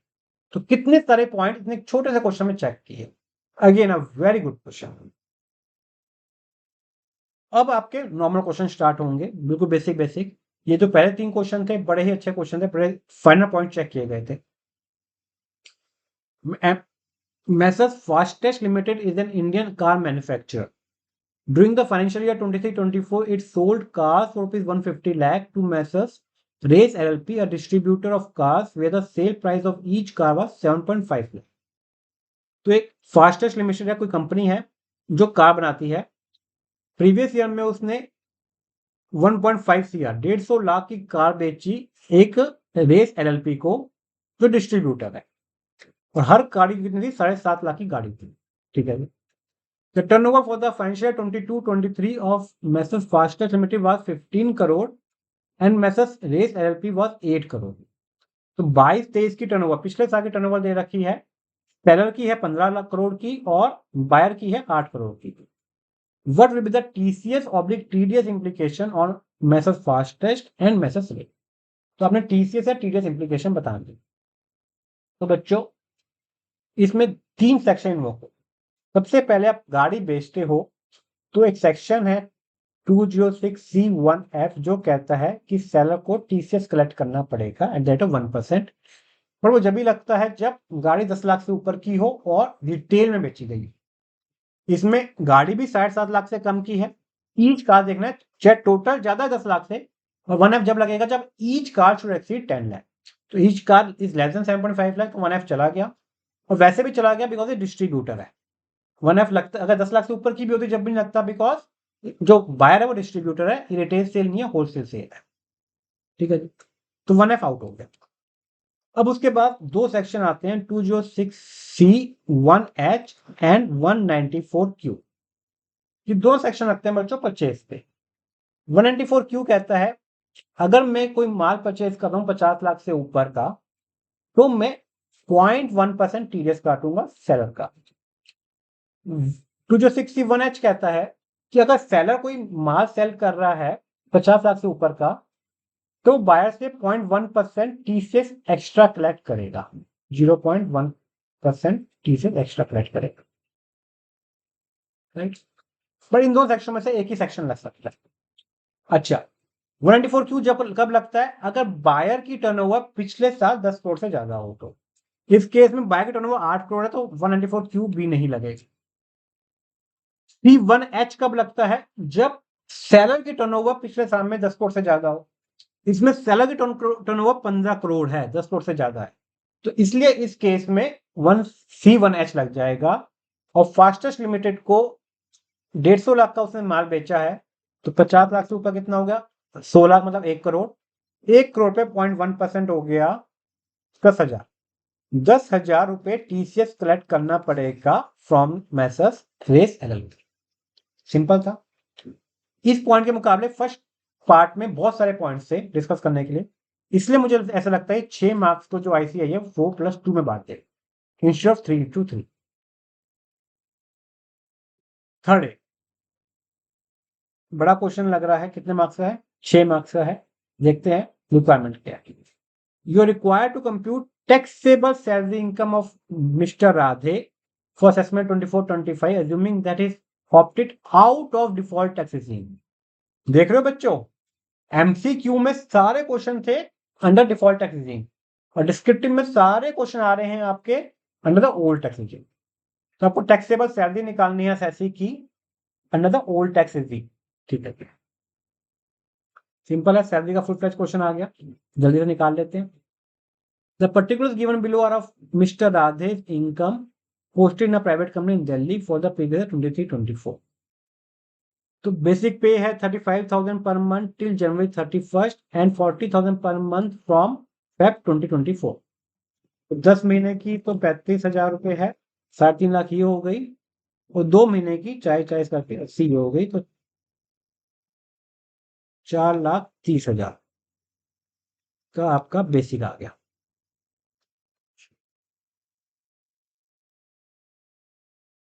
डीए है 30% basic salary, 54% DA form part of time benefit. ठीक है जी। तो 4,30 का 30% जो है आपका 1,29,000 डीए मिला है, बट इसका 54% जो है आपका टाइम बेनिफिट के लिए इंक्लूड होता है। Leave encashment for the previous 23-24 10,000। तो doing the job leave encashment मिली है, टैक्सेबल होगा पूरा का पूरा। लीव एनकैशमेंट एग्जम्पशन मिलती है जब वो रिटायरमेंट पे मिले, doing the job full taxable होगा, 10,000 टैक्स हो गया। He received salary for the month of April 24 in advance on 31st March 2024। तो अप्रैल की सैलरी थी वो भी मार्च में मिल गई। तो आपको पता है सैलरी कब टैक्स होती है? ऑन ड्यू और रिसीव विच चॉइस अर्लियर। तो ड्यू तो होती है अप्रैल में, बट रिसीव हो गया मार्च में, तो टैक्स हो जाएगा मार्च में। तो कितने सैलरी टैक्स होगा? मार्च में कितनी सैलरी मिलती थी उसको? 40,000। अप्रैल की सैलरी थी 40,000, है ना। बट सैलरी के साथ डीए भी मिल गया होगा ऑब्वियसली, क्योंकि लिखा है सैलरी, बेसिक नहीं लिखा। Salary include salary plus DA, basic plus DA. तो डीए कितना है? 30% 40,000 12,000, तो 52,000 ये मिल गए। ये भी इसी साल टैक्स हो जाएंगे, है ना, 52,000। Also he received an arrear salary for the month of March 2023 on the same day. और उसको मार्च 23 पिछले साल की भी सैलरी मार्च 24 में मिली, बट ये मिली मार्च 24 में है, बट ये ड्यू कब हो गई होगी? मार्च 23 में। तो उस साल ड्यू बेस पे टैक्स हो गई होगी पिछले साल में, तो इस साल अगेन रिसीव बेस पे टैक्स नहीं होगी, डबल टैक्सेशन नहीं होगा, तो इसका कुछ नहीं होगा। आपको पता है कुछ नहीं होने को भी लिखना पड़ता है, कुछ नहीं होगा जब मार्क्स मिलेंगे। His employer gave him a rent-free accommodation fully furnished in Delhi from 1/4/2019। अब बच्चों आरएफए की दी रेंट फ्री अकोमोडेशन दिया है, और आपको पता है इस बार अमेंडमेंट था, और अच्छा सा अमेंडमेंट था आरएफए में, है ना, तो पूछ लिया, एक्सपेक्टेड भी था। मैं बता रहा हूँ इस बार जो पेपर बनाया है आईसीआई ने, वो मई के मुकाबले बहुत अच्छा पेपर बनाया है ना। इसको करने में मजे आ रहे, मई बहुत सिंपल बनाया है। अब जो हम पढ़ाते हैं, डिटेल में पढ़ाते हैं, उसको आप अप्रिशिएट कर पाओगे। तो आरएफए मिला उसको 1/4/19 से मिला हुआ है। This house is owned by employer. ठीक है जी। During the previous year 1920 the perquisite value of such rent free furnished accommodation was valued at ₹39,000। तो 19-20 में इसकी वैल्यू क्या निकाली गई थी आरएफए की 39,000, मेरे रेलिवेंट नहीं है। 19-20 में जो मर्जी निकालो, मुझे क्या करना, मैं 23-24 देख रहा हूँ। The employer also provided him with the facility of a gardener to maintain this house. घर तो दिया है रेंट फ्री में, उसको गार्डनर भी दिया है। The salary of the gardener paid by the employer was 1,000 per month. तो सीधा सीधा 12 जाएगा, परक्विजिट हो जाएगा। The furniture and appliances provided with the house was bought by the employer at an aggregate cost of 1.5 lakh on 1/1/2020। तो furniture उसने किराए पे नहीं ले रखा एम्प्लॉयर ने, उसका खुद का है। तो जब खुद का फर्नीचर होता है 10%, मतलब 15,000 रुपए फर्नीचर की प्रॉफिट वैल्यू हो जाएगी। Electricity and water bill of 4,000 per month for the said house were paid by the employer. तो इलेक्ट्रिसिटी एंड वाटर बिल भी जो obligation of the employee met by the employer, तो tax हो जाएगा 4,000 per month है, तो मतलब 48,000 ये टैक्स हो गया। अब रेंट फ्री अकोमोडेशन। तो बच्चों आरएफए में अमेंडमेंट था। अमेंडमेंट क्या था, इस साल के लिए आरएफए को उसने 2 भागों में बांट दिया, आरएफए अप टू 31 अगस्त और आरएफए फ्रॉम 1 सितंबर। तो अगर 31 अगस्त है उसके अलग स्लैब्स हैं और 1 सितंबर के लिए अलग स्लैब। तो वो कहता है अगर सैलरी 25 लाख से ऊपर है तो अप टू 31 अगस्त 15% पे वैल्यू किया जाएगा आरएफए, और फ्रॉम 1 सितंबर अगर पॉपुलेशन जो है वो 40 लाख से ऊपर है तो वो 10% पे वैल्यू किया जाएगा। एसएससी को जो घर दिया गया है वो दिल्ली में दिया गया है, वो ऑफकोर्स 25 लाख से भी ऊपर है, 40 लाख से भी ऊपर है। तो अप टू 31 अगस्त तो उसकी जो कंप्यूटेशन है 15% पे की जाएगी, और फ्रॉम 1 सितंबर टू 31 मार्च 10% पे। अच्छा, आरएफए में सैलरी लेते हैं बच्चों, वो लेते हैं सैलरी ऑन ड्यू बेसिस। तो ये जो अप्रैल की सैलरी है जो मार्च में मिली है वो आरएफए के लिए कंसिडर नहीं होगी। अगेन आरएफए में कोई प्रकृति कंसिडर नहीं होते, तो इसलिए 12,000, 15,000, 22,000 गार्डनर के लिए, फर्नीचर वगैरह के लिए जो दिए हैं ये इंक्लूड नहीं होंगे। अब सैलरी निकालनी है हमें, तो एक तो बेसिक पे होगी, एक डीए होगी only which form part of retirement benefit, और थर्ड लीव एनकैशमेंट भी ऐड होगी। बट बेसिक पे और डीए तो मुझे पता है कि इस पीरियड को परटेन करता है, वो तो मैं अपना बैफिकेट कर सकता हूँ। बट लीव एनकैशमेंट किस पीरियड को परटेन करता है वो गिवन नहीं है, तो एग्जम्पशन लेनी पड़ेगा। And generally leave encashment is paid at the end of the year. तो मोस्ट रीजनेबल एग्जम्पशन है कि ये मार्च में पे हुआ होगा, तो सेकंड पार्ट सितंबर टू मार्च वाले में इंक्लूड करना चाहिए। जब अगस्त तक की सैलरी निकालते हैं बच्चों जल्दी से, तो इसकी सैलरी बढ़ी है फेब में। अगस्त तक उसकी सैलरी थी 35,000 रुपए, उस पर लिए था 30%, उसका ओनली 54% ही इंक्लूड होगा हमारा आरएफए के लिए। तो डी आ गया 5670। तो 33,000 प्लस 5670 एक महीने का सैलरी हो गया for the RFA, which comes to 40670। अगस्त तक कितने महीने हैं, अप्रैल, मई, जून, जुलाई, अगस्त, 5 महीने। तो इंटू 5 कर दिया, 2,03,350। ये आ गया अगस्त तक की सैलरी, जिसका 15% जो है वो आरएफए हो जाएगा, इंटू 15%, 30,502। ठीक है ना। अब सितंबर टू मार्च की सैलरी निकालते हैं, बड़ा सिंपल है। इसकी सैलरी बढ़ी है फेब में, तो 5 महीने की सैलरी जनवरी तक, मतलब सितंबर, अक्टूबर, नवंबर, दिसंबर, जनवरी, तो 35,000 ही थी, तो वो तो यही अमाउंट आएगा 2,03,350। फेब और मार्च की सैलरी है 40,000 का 30% डीए, उसका 54% मेरा रिटायरमेंट बेनिफिट इंक्लूड होगा, 6480। तो 46480 इंटू 2, ये 2 महीने की सैलरी होगी फेब और मार्च की, प्लस 203350।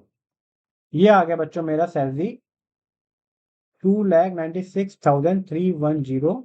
ये आ गया up till March, from September to March, plus इसमें 10,000 लिविंग कैश में करूंगा बिकॉज हमने अज्यूम किया ये मार्च में मिला होगा, और उसका मैं 10% कर दूंगा, तो ये आ जाएगा 30,631। और आरएफए कितना हो गया मेरा, फिर इन दोनों को ऐड कर दूं, 30,631 plus 30,502, which comes to 61,133। This is the my RFA value जो मेरी सैलरी में ऐड होगी। क्लियर है बच्चों। तो आरएफए की अमेंडमेंट था, सिंपल सा अमेंडमेंट है बट पूछा गया है।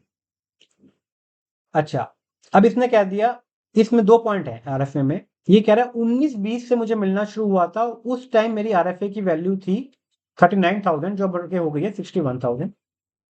और मुझे इसमें CII भी दे रखे हैं 19-20 का, 20-21 का और 23-24 का। तो बच्चों क्या हुआ है, अमेंडमेंट में उन्होंने क्या कहा है कि एक एसएससी को, एम्प्लॉय को अगर एक ही अकोमोडेशन हर साल टू साल मिलता रहता है तो वो फर्स्ट ईयर में जितना उसका वैल्यू किया गया था उसको CII से आप अपना इंडेक्स कर दो, जो नेक्स्ट ईयर में वो वैल्यू उससे ज्यादा नहीं हो सकता।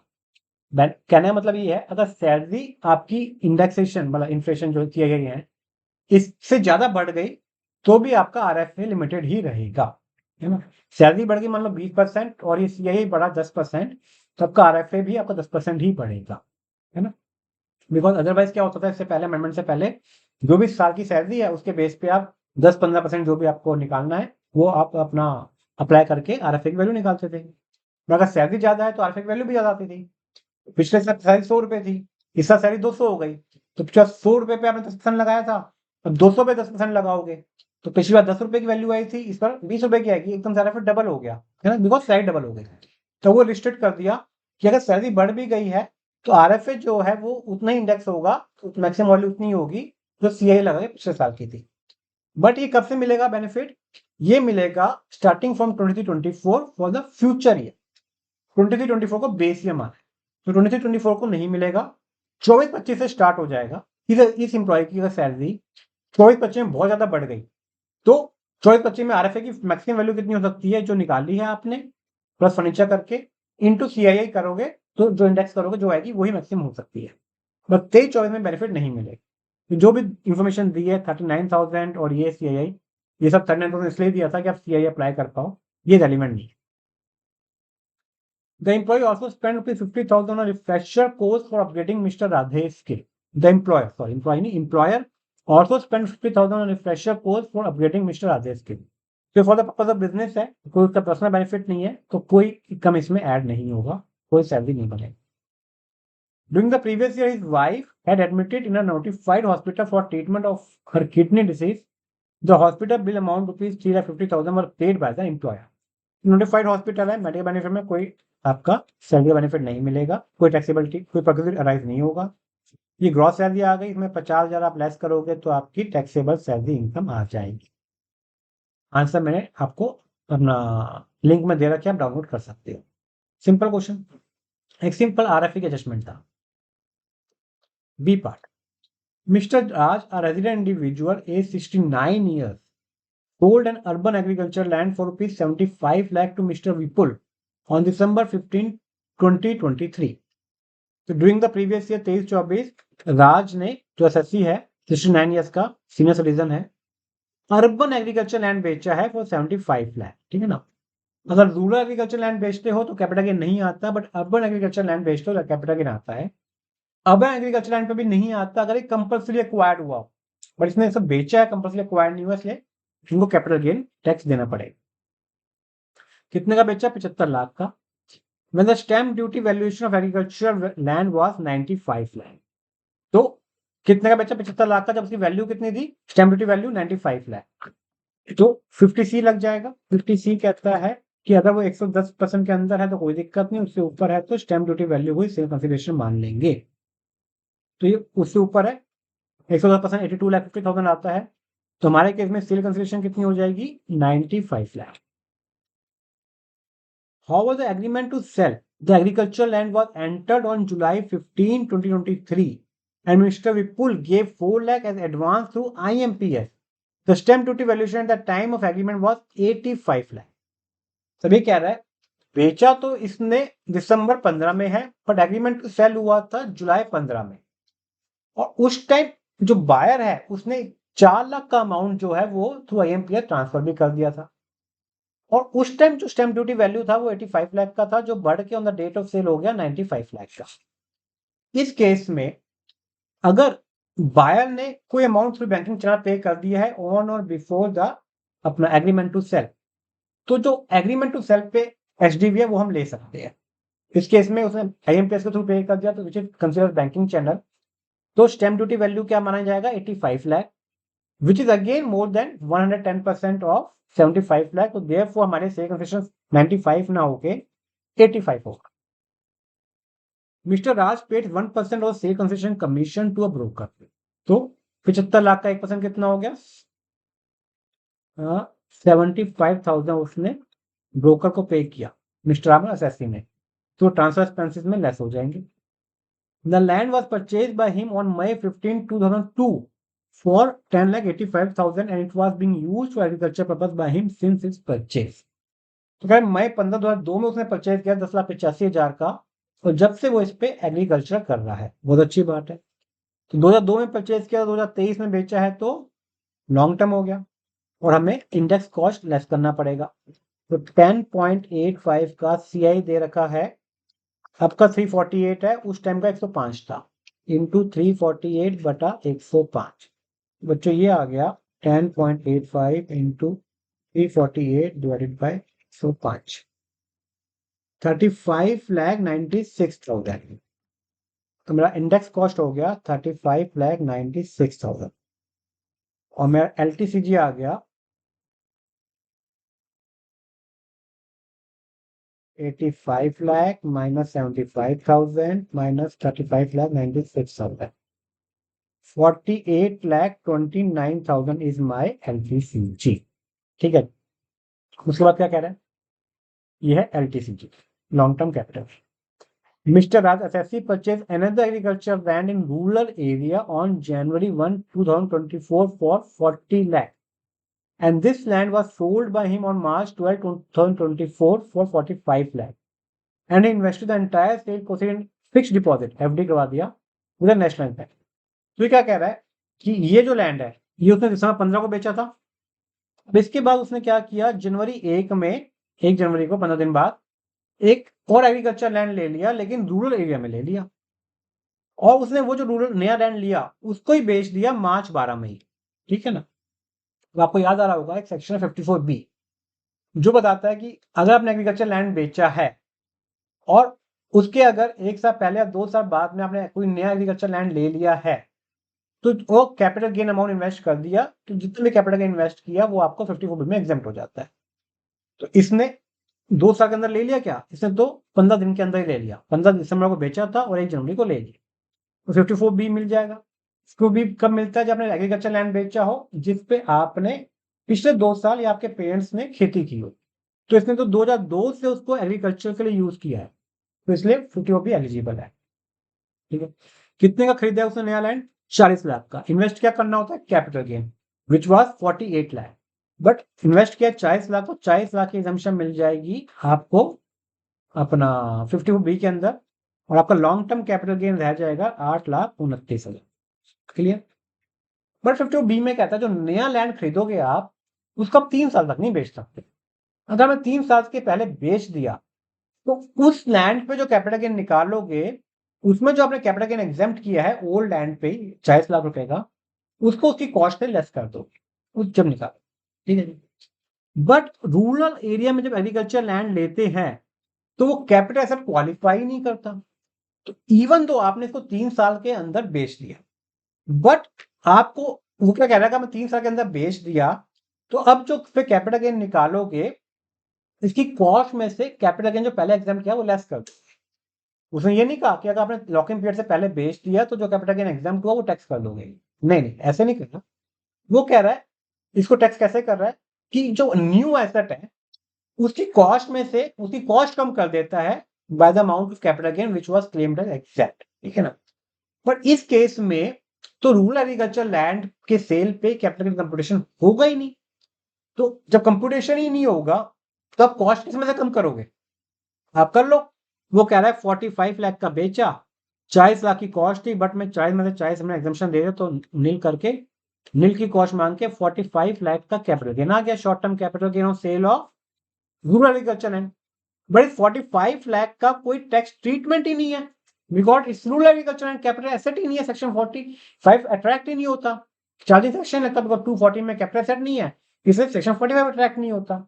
इसलिए इवन आपने मान भी लिया 45 लाख का गेन आ गया, देयर इज नॉट स्टेटमेंट। ठीक है ना?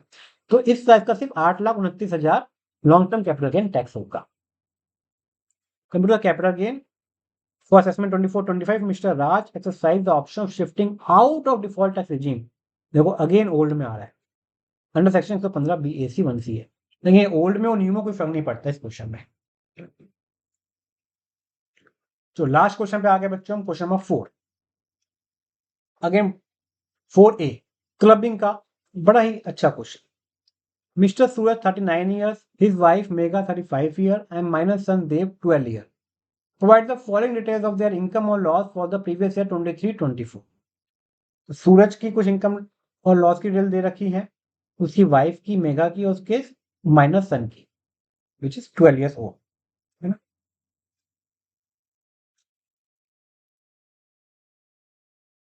क्वेश्चन क्या मांग रहा है, compute the total income of Suraj Megha and Dev for the assessment 24-25 assuming Suraj decided to pay tax under default tax regime provided in section 115 BAC, whereas Megha and Dev have opted out of default tax regime. Briefly explain the reason. ठीक है, तो सूरज जो है वो new में है और वो दोनों जो है ओल्ड में है। जल्दी से कर देते हैं, कोई दिक्कत ही नहीं। सूरज की इनकम क्या होगी बच्चों, salary receive as a partner from partnership firm. तो सूरज अ पार्टनर या पार्टनरशिप फर्म, उससे सैलरी मिलती। आपको पता है पार्टनर को सैलरी मिलती है पार्टनरशिप फर्म से, सैलरी हेड में टैक्स नहीं होती, वो टीजीबीपी हेड में टैक्स होती है। और कितनी टैक्स होती है, उतनी टैक्स होती है जितना पार्टनरशिप फर्म को डिडक्शन मिल गई है। He is a working partner in the firm and salary is as per the limit prescribed under section 40B। तो जो 6,15,000 की सैलरी मिलती है एज पर लिमिट है, मतलब 6 लाख की 6,15,000 की सैलरी की डिडक्शन फर्म को मिल गई होगी, तो ये उसके हाथ में पीजीबीपी के हाथ में टैक्स, पीजीबीपी के हेड में टैक्स हो जाएगा। इनकम और loss from house property, brought forward loss from house property A let out, current year loss from house property B let out।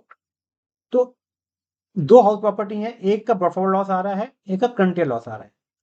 But जो असेसी जो है वो न्यू रिजीम में है, तो जो हाउस प्रॉपर्टी का लॉस है लेट आउट प्रॉपर्टी का भी, वो किसी और हेड की इनकम से सेट ऑफ नहीं होगा, तो इसका हम इस साल कुछ टैक्स ट्रीटमेंट नहीं करेंगे। Interest receive on enhance compensation 2 lakh. It relates to transfer of a piece of land in financial year 18-19. Out of the above, 35,000 rupees relate to previous year 23-24 and the balance relate to the preceding previous year। तो कोई इसका land compulsory acquire हुआ होगा 18-19 में, उस compensation पे आज इसको इंटरेस्ट मिला है 2 लाख रुपए का। वो इंटरेस्ट पर्टेन करता है इस साल से और पिछले साल से। पर आपको पता है इंटरेस्ट जिस मर्जी साल से पर्टेन करता हो, इंटरेस्ट और non compensation tax on receive basis, तो पूरा का पूरा 2 लाख इस साल टैक्स होगा और 50% का डिडक्शन मिलता है, तो 1 लाख का इसका अदर सोर्स का इनकम आएगा because of on account of interest और enhance compensation. Gift from grand father younger sister by cheque, तो ग्रैंड फादर मतलब दादाजी, उनकी यंगर सिस्टर से आपको चेक में गिफ्ट मिला है एसएससी को। ये रिलेटिव की डेफिनेशन में नहीं आती, 50,000 से ऊपर है तो 1,25,000 अगेन अदर सोर्स में टैक्स हो जाएगा। Dividend listed equity share of domestic company 50,000 gross में, टीडीएस नहीं है। ये अगेन डिविडेंड 50,000 अदर सोर्स की इनकम है। अभी तक क्लबिंग स्टार्टिंग हुई। On 1st December 2023, Mr. Suwar received 75 lakh as maturity proceed from his life insurance policy which was taken on 1st May 2012. He paid 6 lakh as annual premium and sum assured was 65 lakh. जो policy ली गई है वो 1 अप्रैल 2012 के बाद ली गई है। उस case में लिमिट कितनी है, 10% ऑफ प्रीमियम। मतलब जो सम एश्योर्ड है, अगर प्रीमियम 10% से ऊपर है तो जो पॉलिसी पे अमाउंट मिल रहा है वो टैक्सेबल होगा। अगर जो सम एश्योर्ड जो प्रीमियम है वो 10% और सम एश्योर्ड से कम है तो कुछ भी टैक्स नहीं होगा। इनमें सम एश्योर्ड है 65 लाख और प्रीमियम है 6 लाख, तो 10% से कम है, तो पूरी की पूरी जो 75 लाख में मिले आपको मैच्योरिटी पे, ये 1010D में एग्जेम्प्ट होते हैं। तो सूरज का हमने सारा देख लिया, कोई क्लबिंग नहीं है। 6,15,000 आपके पीजीबीपी में टैक्स हो रहे हैं और अदर सोर्स में 1,75,000 रुपए टैक्स हो गए, 2,75,000 रुपए। अब उसकी वाइफ की बात करते हैं। Current year loss from business, she carried on this business with the funds which mister Suraj gifted to her, 8,10,000। तो वाइफ जो बिजनेस चला रही है from the fund which was gifted to her by the husband, तो इसमें clubbing हो जाएगा। तो जो भी प्रॉफिट या लॉस आएगा बिजनेस का वो क्लब होगा in the hands of the husband. तो इस साल 8,10,000 का लॉस है, तो लॉस जो है आपका लॉस माना जाएगा हस्बैंड का अंदर है पीजीबीपी, तो पीजीबीपी का इसका 8,10,000 का लॉस भी क्लब हो गया। अभी देखते हैं क्या करेंगे इसका। Mrs Megha purchase a house property from her स्त्रीधन।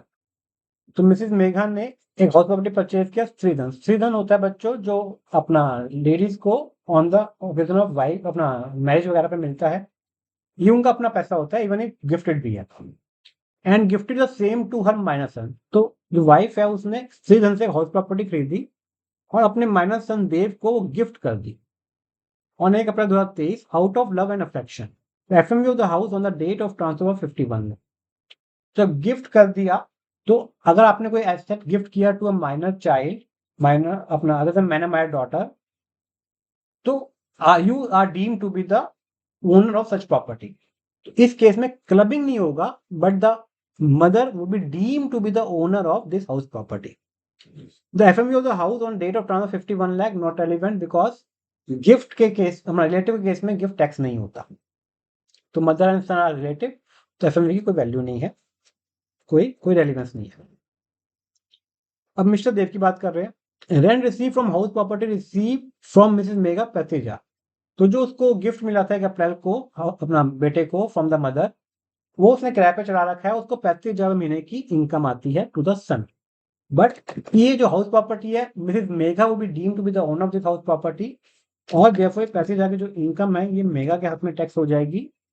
तो रेंट हो गया 4,20,000, 30% की डिडक्शन मिल जाएगी, स्टैंडर्ड डिडक्शन 1,26,000 और माइनस करके 2,94,000 का हाउस प्रॉपर्टी का इनकम आ गया ऑफ मेगा। क्या इसमें आप 1500 की 1032 की जो एग्जामिशन होती है वो दोगे? नहीं दोगे, बिकॉज ये क्लबिंग नहीं हो रही, ये माइनस की इनकम मदर में क्लब नहीं हो रही। अगर क्लबिंग हो रही होती तो आपको ये भी देखना पड़ता कि मेगा की इनकम ज्यादा है या फिर सूरज की इनकम ज्यादा है, और फादर की इनकम ज्यादा है या फिर मदर की इनकम ज्यादा है, और जिसकी इनकम ज्यादा होती है उसमें क्लब होता, 1500 की एग्जामिशन भी मिलती। बट यहाँ पे क्लबिंग नहीं हो रही, यहाँ mega is deemed owner under the head house property, और देखो मेगा के हाथ में कंप्यूटेशन हो रही है। तो मेगा के 2,94,000 की तो हाउस प्रॉपर्टी की इनकम हो गई, देव के हाथ में टैक्स होगा नहीं, बस क्वेश्चन खत्म। कंप्यूट टोटल इनकम, तो देव की इनकम नील हो गई, देव की नील इनकम हो गई, मेगा के 2,94,000 हो गई। और सूरज की इनकम देखते हैं जी, तो 6,15,000 की पीजीबी की इनकम है, बट 8,10,000 का पीजीबी का लॉस भी है जो इसका क्लब हुआ है फ्रॉम हिज वाइफ। तो ये तो इनकम पूरी जीरो हो जाएगी, 8,10,000 का सेटअप हो जाएगा। पीजीबीपी का सेम का लॉस अपना सैलरी के अलावा किसी भी हेड से सेटअप हो सकता है। इसकी इनकम भी अपना सिर्फ अदर सोर्स में है, कितनी है? 2,75,000। अब 8,10,000 में से 6,15,000 तो हमने पीजीबी में सेटअप कर दिया, मेरे पास कितना बच गया? 1,95,000। ये 1,95,000 का जो लॉस है ये मैं सेटअप हो जाएगा फ्रॉम द अदर सोर्स, और मेरे पास 2,75,000 की अदर सोर्स की इनकम है। तो इनकम कितनी बच जाएगी सूरज की? ओनली 80,000। तो सूरज की इनकम आ गई बच्चों 80,000 की, मेघा की इनकम आ गई 2,94,000 की, और देव की आ गई नहीं। ठीक है जी, सिंपल क्वेश्चन। मैं आपको बता अब क्वेश्चन सिंपल है। B part, vegetable limited file return of income for ever 23-24 on 15 December 2023। ठीक है जी, एक कंपनी है जिसने रिटर्न फाइल की है 15 दिसंबर 2023 को। On 2nd January 2024, the accountant of Vegetable Limited realized that he had forgotten to claim a genuine business expenditure amounting to 15 lakh. He wants to file a revised return to claim such expenditure as the assessment is not yet completed. Whether the action of accountant of Vegetable Limited is valid. Simple है, वो कह रहा है SSC जो है company है उसने अपनी 15 दिसंबर 2023 को मतलब बिलेटेड रिटर्न फाइल की है असेसमेंट ईयर 23-24, और इस बिलेटेड रिटर्न को रिवाइज करना चाहता है ऑन 2nd जनवरी 2024। क्या वो कर सकता है? तो answer is no. No because not, मतलब वो रिवाइज नहीं कर सकता, नॉट बिकॉज कि उसने बिलेटेड रिटर्न फाइल किया। Belated return can be revise because जो रिटर्न रिवाइज होती है उसका टाइम लिमिट है वो है 31 December of the assessment year, और completion of assessment which ever is earlier, completion of assessment which ever is earlier. तो इसमें असेसमेंट तो कंप्लीट नहीं हुई बट उसने रिटर्न रिवाइज किया 2 जनवरी को, तो जो लास्ट डेट आती है वो 31 दिसंबर आती है, और since return is revise beyond 31 दिसंबर देखो इट्स इनवैलिड रिटर्न। समझ गए ना, आपको लिखना पड़ेगा। उसने लिखा है कि ओरिजिनल रिटर्न 15 दिसंबर को दिया, इसका वो ये पूछना चाहता है आपसे कि whether a belated return can be revise और नॉट। तो belated return can be revise, but इस केस में रिवाइज रिटर्न वैलिड नहीं होगी, because return is revise after the prescribed due date which is prescribe for the revision of the return, which in this case 31 December. Second क्या कहते हैं, Mahindra, a resident individual aged 45 years, earned a salary income of 2 crore during the financial year 23-24. He also earned dividend from unlisted share amounted to 4 lakh. He wants to file return of income for year 24-25 through a TRP, tax return period. Can he do so? Answer is yes, because individual HUF can file their return through TRP. Exception है कि ये जो लोग, कौन लोग file नहीं कर सकते इंडिविजुअल HUF में, वो लोग जो या तो 44AB में कवर होते हो, मतलब जिनका टैक्स ऑडिट हो रहा हो, या फिर वो जो एनआर। तो महेंद्र जो है रेजिडेंट भी है और वो 44 में कवर नहीं हो रहा बिकॉज उसकी सैलरी इनकम है, 2 करोड़ की इनकम है बट सैलरी इनकम है, तो 44 भी लगता नहीं, इसलिए he can file his return through TR. बड़ा सिंपल क्वेश्चन। बच्चों last question of the income tax.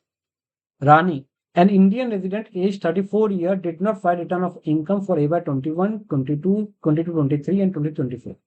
तो पिछले 3 सालों की उसने अपनी रिटर्न फाइल नहीं की। She gives the following information regarding each of the assessment year। 21, 22, 23, 24 में कुछ कुछ बातें लिखी गई हैं। लास्ट पैराग्राफ क्या कहता है, she approaches you to file updated return under 139(8)A on 16 May 2024। अब 16 मई 2024 को अपडेटेड रिटर्न फाइल करना चाहती है for all this 3 years। You are required to prepare a suggestion to be given to her in this aspect. Your suggestion should include the financial aspect also, like payment of tax, briefly outlining the relevant portion of the income tax act।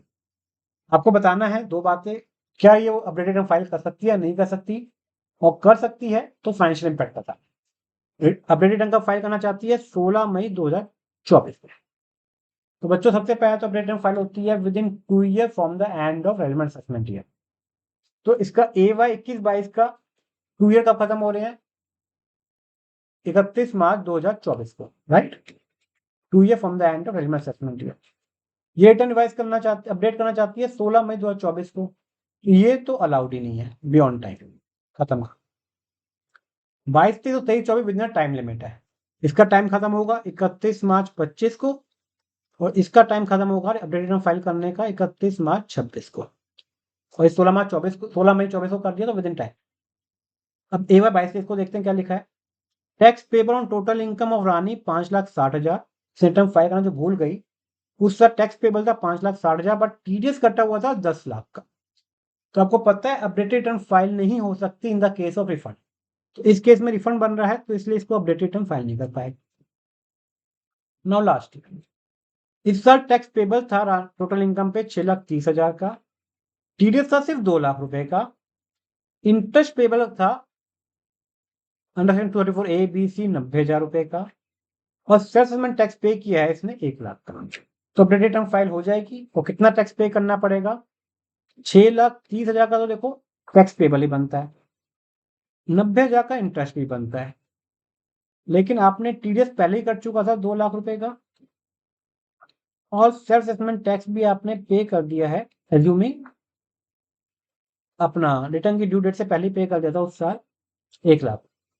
तो अब आपको कितना tax पे करना पड़ेगा, tax plus interest 6,30 plus 90 minus 3, 4,20,000 रुपए का तो टैक्स तो इंटरेस्ट लगेगा, प्लस बच्चों एडिशनल टैक्स लगता है अपडेटेड रिटर्न में। वो कितना लगता है, 25% या 50%। 25% कब लगता है, जब आप असेसमेंट जाके 1 साल के अंदर अंदर भरते हो। 50 लगता है जब असेसमेंट जाके 1 साल के बाद 2 साल के अंदर अंदर भरते हो। ये कब भर रहे हैं, AY 23-24। तो इसका 1 ईयर का पूरा हो गया 31 मार्च 25 को, ये भर रहा है 16 मई 24 को, विद इन 1 ईयर बढ़ रहा है, तो एडिशनल टैक्स लगेगा 25%। तो 4,20,000 का 25% हो गया 1,05,000, और इसको एक फी भी देनी पड़ेगी 234F की 5,000 रुपए की, बिकॉज इसने ओरिजिनल इनकम भरी ही नहीं। तो जो इसका टैक्स पेबल आएगा वो आएगा 5,30,000। अपडेटेड ढंग से 5,30,000 करने पर। याद रहे जो एडिशनल टैक्स निकालते हैं 25%, 50%, ये हम फी पे नहीं निकालते, सिर्फ टैक्स और इंटरेस्ट पे निकालते। Simple question. बच्चों this was the complete discussion और डिस्क्रिप्टिव क्वेश्चन जो सितंबर में आपसे पूछेगा। Good paper.